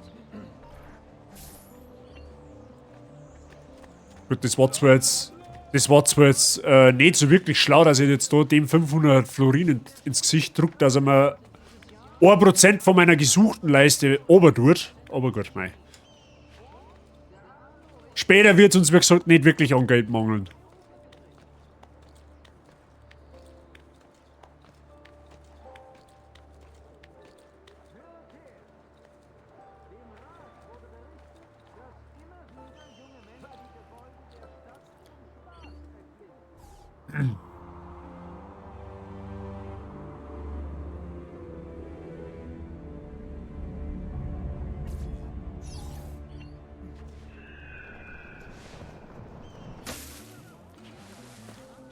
Gut, den haben wir jetzt gut mitnehmen können, weil er halt eben auf dem Weg gelegen ist. Oh, da ist eine Codex-Seiten. Ja gut, die müssen wir leider auch mitnehmen, das hilft ja mal nichts. Die ist auf der anderen Seite.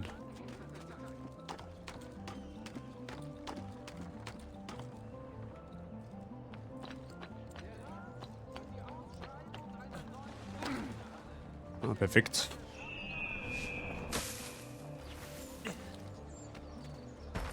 Au. Du glaubst, wir sind nette Bürger.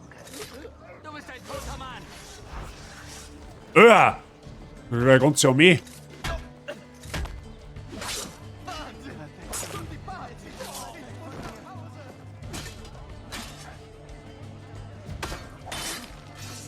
Ja, die Doppelklinge sind einfach so geil mit den Kills.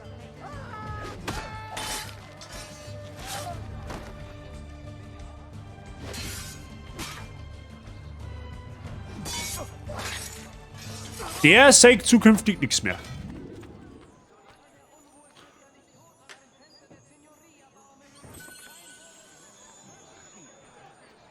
Und dann nehmen wir gleich den Steckbrief mit.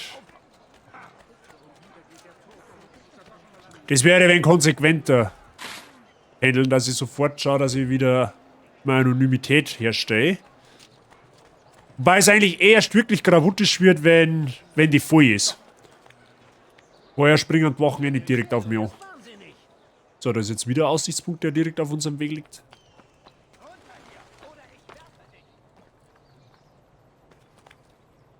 Mit das.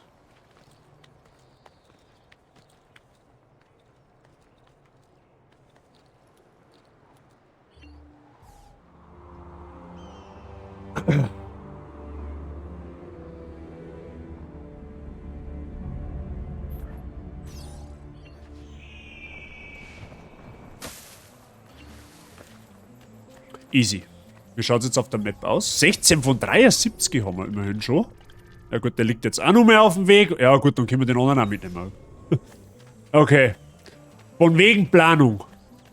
Wo ist das eigentlich?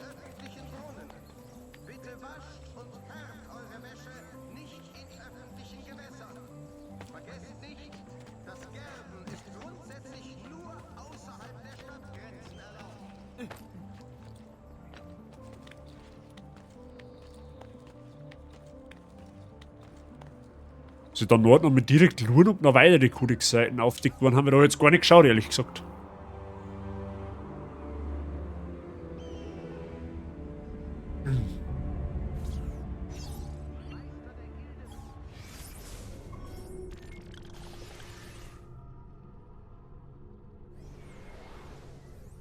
Schlägerei? Okay, nein, das ist nicht.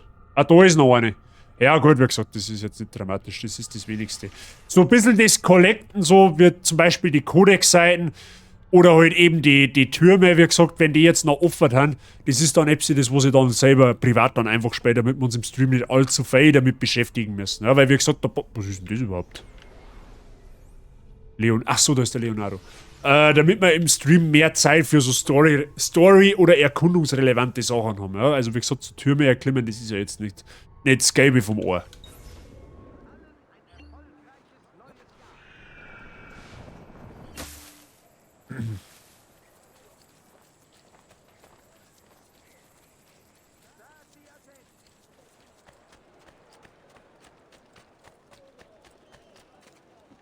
Oh, warte mal, der hat einen Haufen Kohle, der Typ. Bitte, lasst mich einfach. Das war der falsche Knopf. Ein guter Mann. Verdammt, muss schneller laufen. Oh nein. So, mal Kohle gehen, sag das.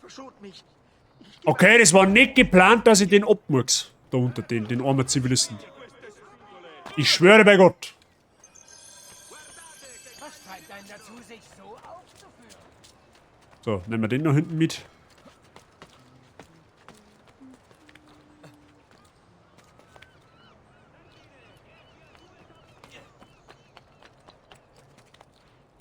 Gut, passiert die Besten. Einfach mal versehentlichen Zivilisten als Assassine zum Stecher.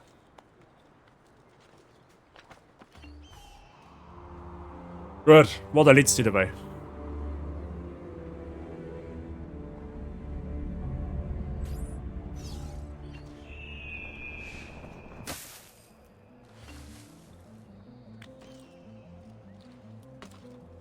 Ah, da ist wieder der Steckbrief. Perfekt.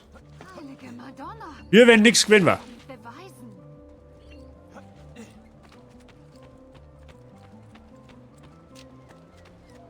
Nice, da machen wir eben jetzt. Achso, da wird nichts vorgelesen, okay. Beziehungsweise, da gibt es kein Video über den. Folgt mir. Aber wir müssen uns ganz schön beeilen. Ob ihr mithalten könnt? Gar kein Problem. Wir sehen uns dort, La Volpe bei der Santa Maria Novella treffen. Gut, dann treffen wir halt dort. Ah ja, stimmt, den müssen wir ja noch fetzen, gell? Und schauen, dass er nicht zu weit wegkommt von uns.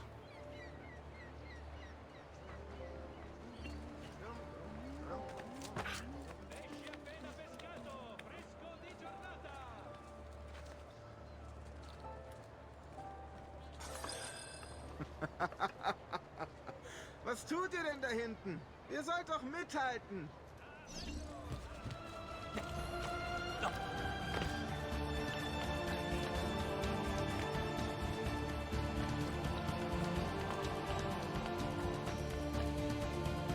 So, müssen wir innerhalb der Zeit da hinten auch kommen, okay. Aber er hat sich teleportiert, oder was?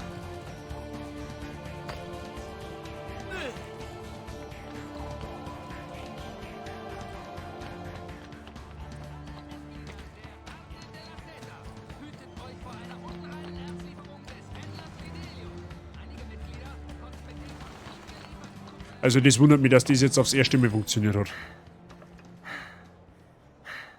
Da sind wir. Hier in dieser Kirche trifft sich Francesco de Pazzi mit seinen Leuten. Wie komme ich da rein? Es gibt Katakomben unter der ganzen Stadt. Diese führen euch an einen Ort, wo ihr das Treffen heimlich belauschen könnt. Da, nehmt den Steingriff. Dreht ihn, dann schiebt ihn nach unten. Danke für all eure Hilfe, Volpe. Viel Glück. Nice.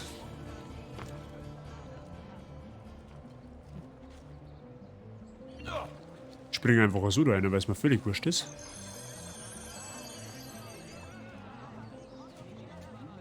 Gut. Assassinengrab, Freunde der Sonne.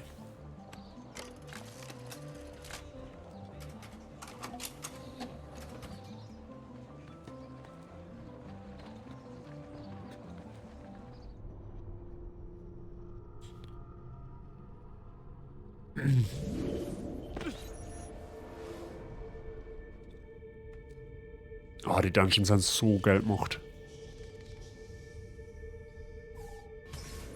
Novellas Geheimnis. In die Katakomben von Santa Maria Novella eindringen und das Templertreffen erreichen.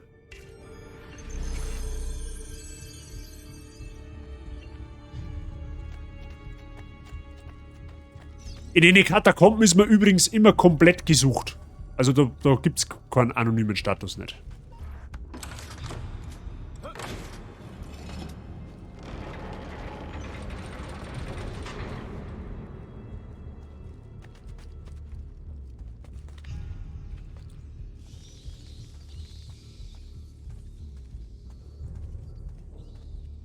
Einfach ein wenig die Atmosphäre mitnehmen.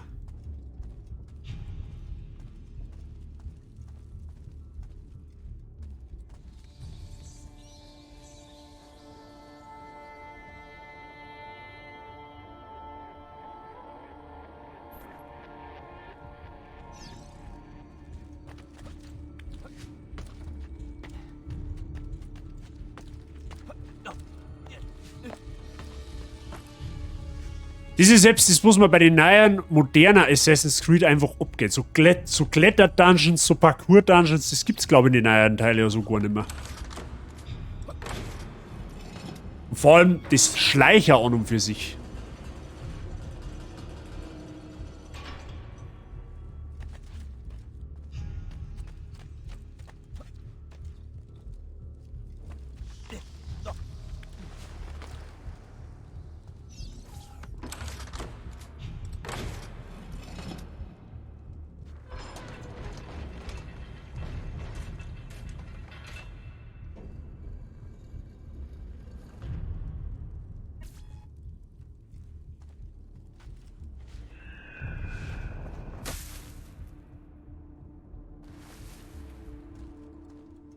So. Wie lange müssen wir hier stehen, Zaferio?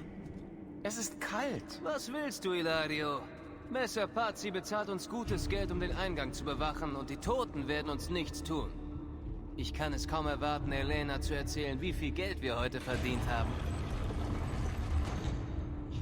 Plot Twist, er wird ja nicht mehr verzeihen können. Weil für das sagen wir mir. Das Tor zur großen Halle öffnen. Und genau so macht man eine gute Spielereihe kaputt, wie meinst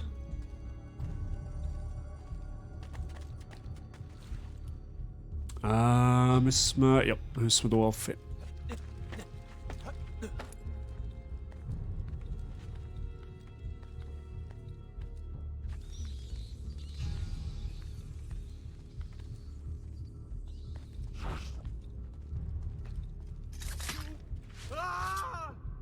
Ich liebe es. Ich fucking liebe es.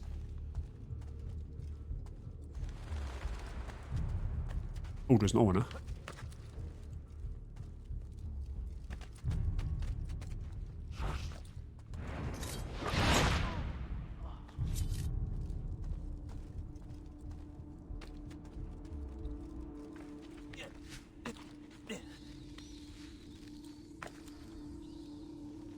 Oh, da ist eine Truhe, da schau her. Die nehmen wir mit.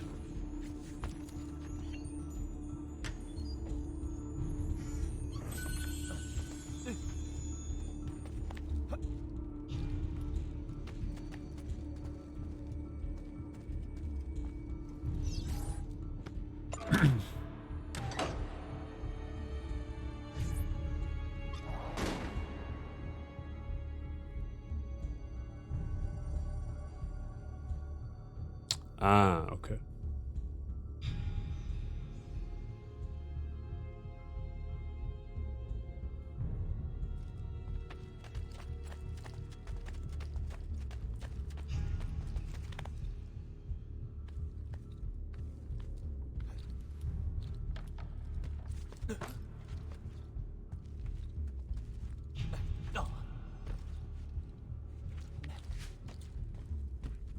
Okay, nice. Geht ja bisher ganz clean.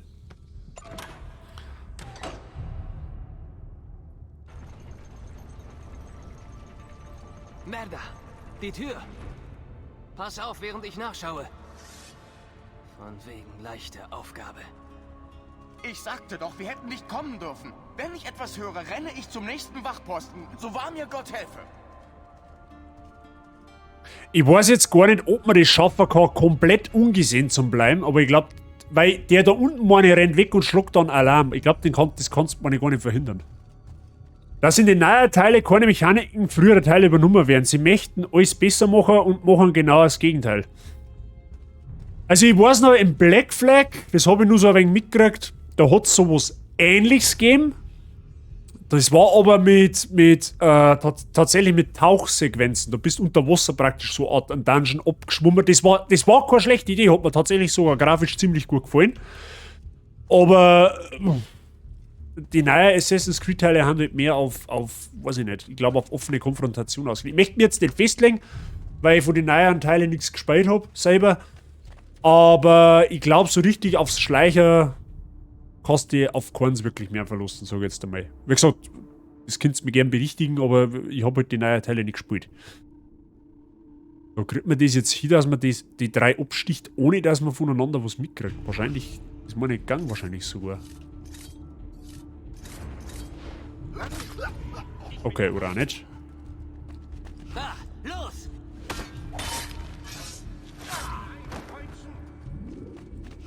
Wahrscheinlich war es gegangen, weil ich gerade gesehen habe, dass da ein Haihaufen war. Da hätte ich eine springen können, dann hätten wir es wahrscheinlich sogar geschafft, ohne dass uns die singen, weil den Haihaufen habe ich jetzt zugegebenermaßen nicht gleich gesehen. Aber gut. Warte mal, kann ich die eigentlich... Jetzt Moment einmal. Ha, den kann man bestehlen, da geht's her. Ha, die geben sogar Wurfmesser her. Den Geld interessiert mich jetzt gerade weniger, aber ich brauche einen Loot, Medizin, Wurfmesser und so weiter und so fort. Da, ich glaube, den kannst du gar nicht vorher ausschalten. Das meine ich, da kann man nicht mehr Wurfmesser hernehmen. Are you kidding me? Na gut, dann halt nicht. Saverio, ich komme mit mehr Wachen zurück. Ja, genau, den muss man jetzt verfolgen. Muss einen Ausweg finden, bevor er mich tötet.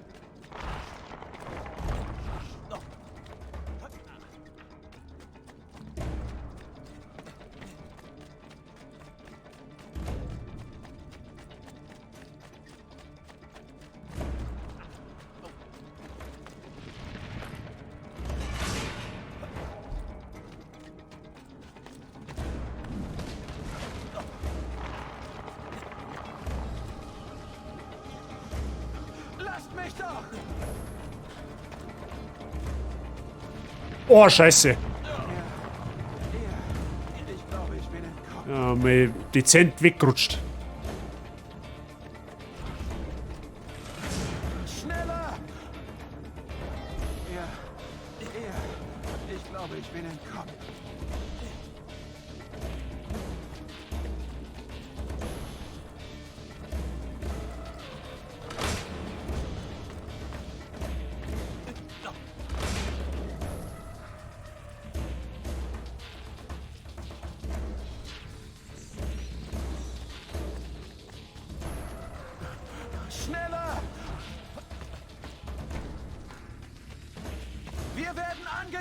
Wachen! Nichts gibt's.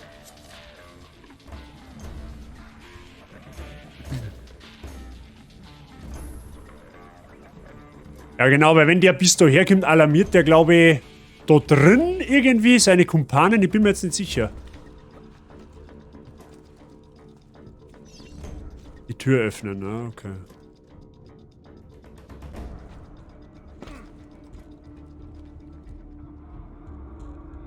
Oder die da drin. Das ist quasi. Ja, wahrscheinlich muss man die sogar machen. Weil, da gibt es nämlich kein Hebel und nix. Oder kann man da einfach aufsteigen? Das kann natürlich auch sein. Ah ja, okay. Ja, die da drin ignorieren wir, weil warum nicht?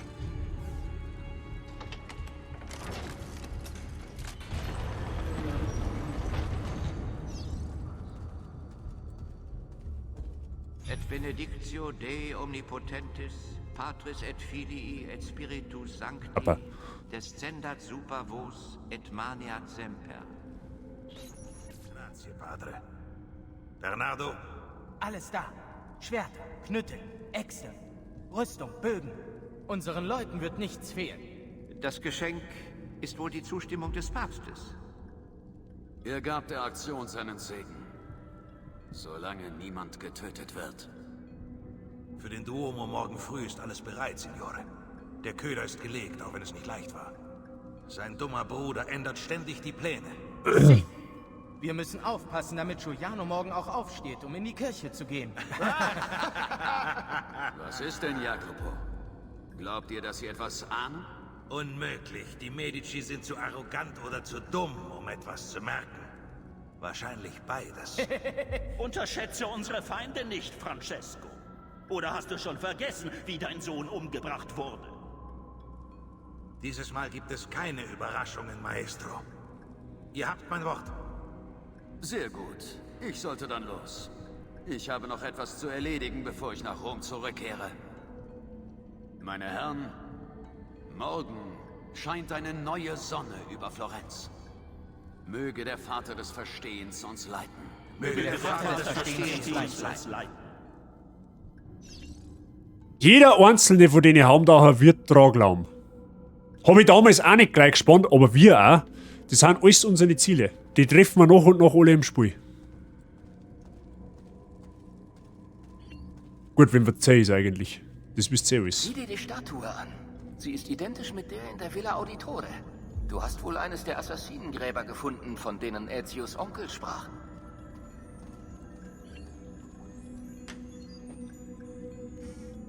Mehr plündern Da ist wir mehr nun den Glück. Eingang kennen, markiere ich die Orte mit Gräbern in der Datenbank. Markier du mal, genau. Markier mal die Gräber. Das ist gut.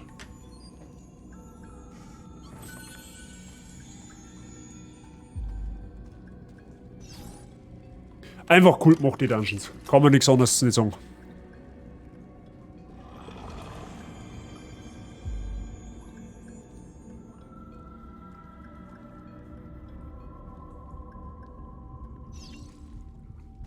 Den Ausgang finden. Ja, kann man, glaube ich, nicht übersehen. Siegel von Darius eingesammelt. Wisst ihr, was ich richtig cool gefunden hätte? Weil, man hat ja vorher in dem Grab unter der Villa gesehen, was praktisch ein alter ihr mehr oder weniger so seine Handlanger, Kumpanen oder wie auch immer, oder was auch immer die gewähnt haben. Es war cool, wenn es dann irgendwie die mal wenn es die mal in ein Spiel implementieren, dass du die quasi steuern kannst so. Das hätte ich cool gefunden. Oder haben sie dann einen Connor auf einmal uns ins Gesicht geworfen. Aber gut.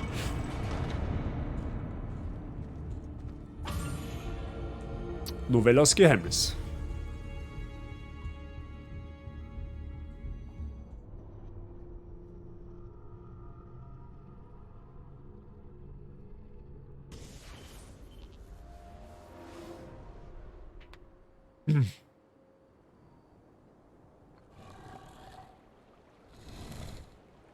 Okay, kommt mal raus aus dem Kanal.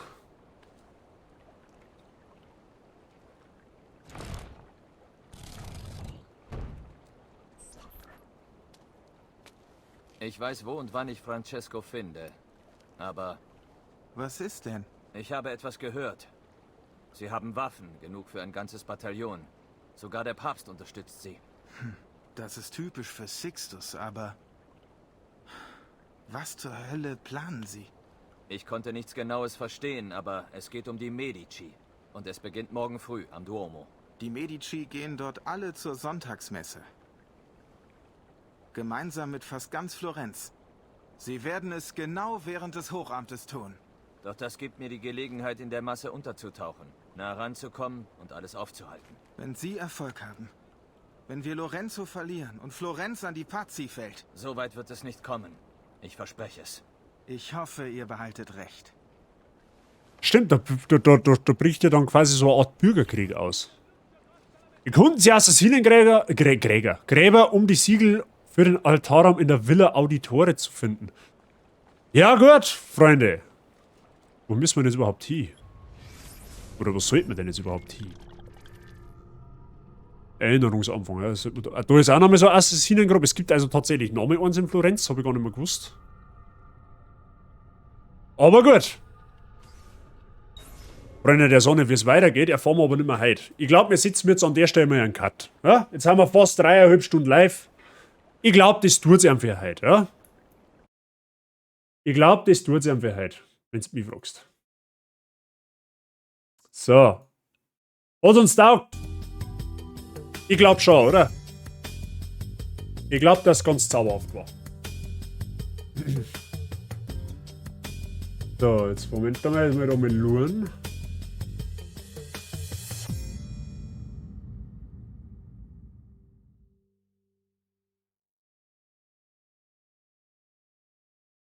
So war. War flauschig. Ach so, schon zu Ende? Oh, schon. Ja, 3,5 Stunden. Ist gerade so ein schöner Cut, weißt. Ich glaube, das passt ja ganz gut. Oh, und mich hungert schon langsam. Jetzt kann ich dann auch ein bisschen was zum Essen brauchen. Übertreiben darf ich es eh nicht, weil wir eben auf Not noch essen gehen. So. Was war denn da noch?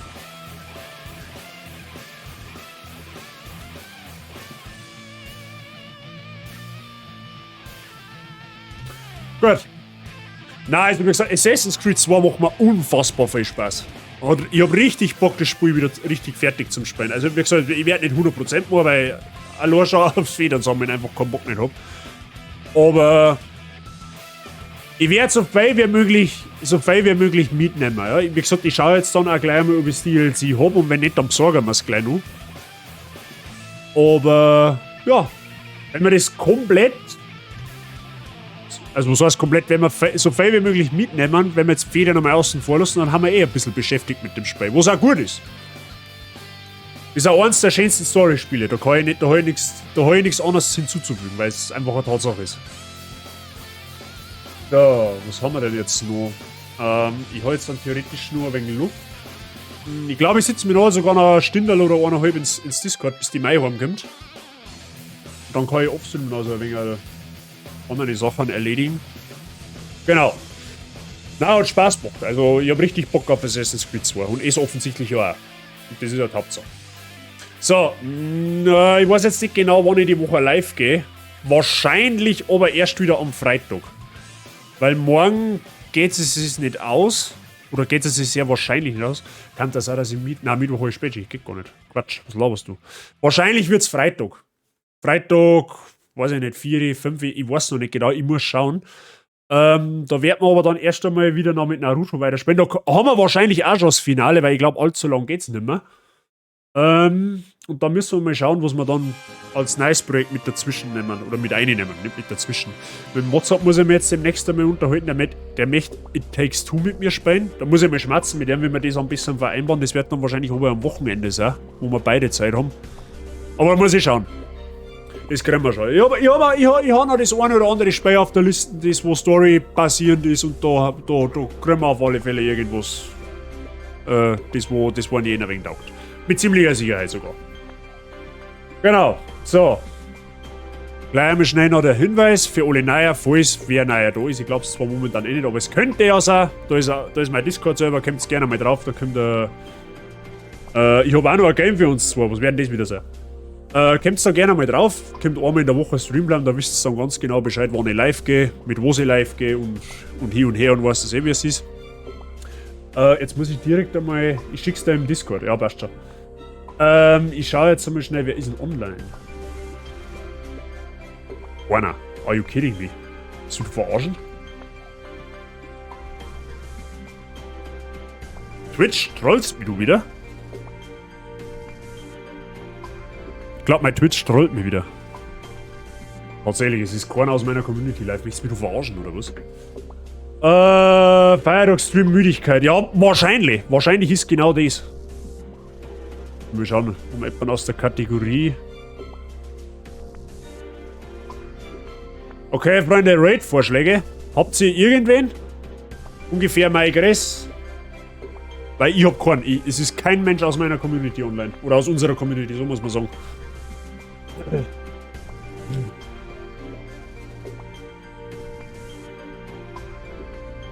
Weil ohne Raid ausgeschickt ist auch. Du hast auch keinen. Von mir ist auch keiner online und der Mozart fängt erst um 2 Uhr. Ja, das kann ich nicht erwarten. Der Highlander.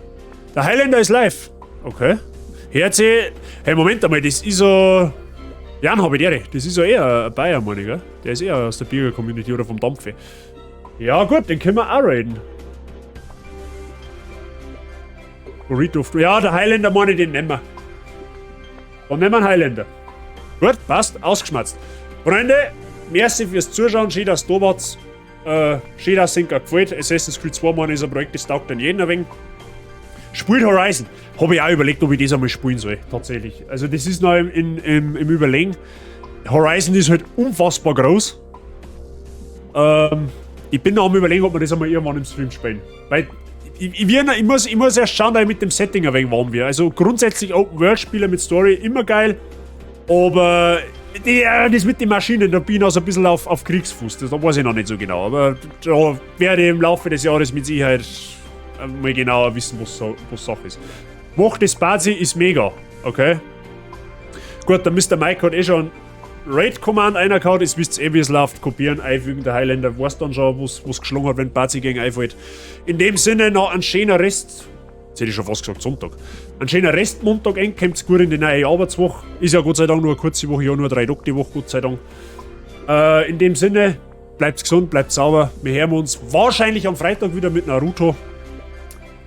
Genau, ich werde mich wahrscheinlich noch ein bisschen ins Discord pflanzen und dann sehen wir schon.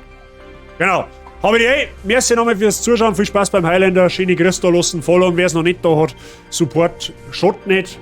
Und in diesem Sinne, pfiat euch, bis wahrscheinlich Freitag. Aber die recht.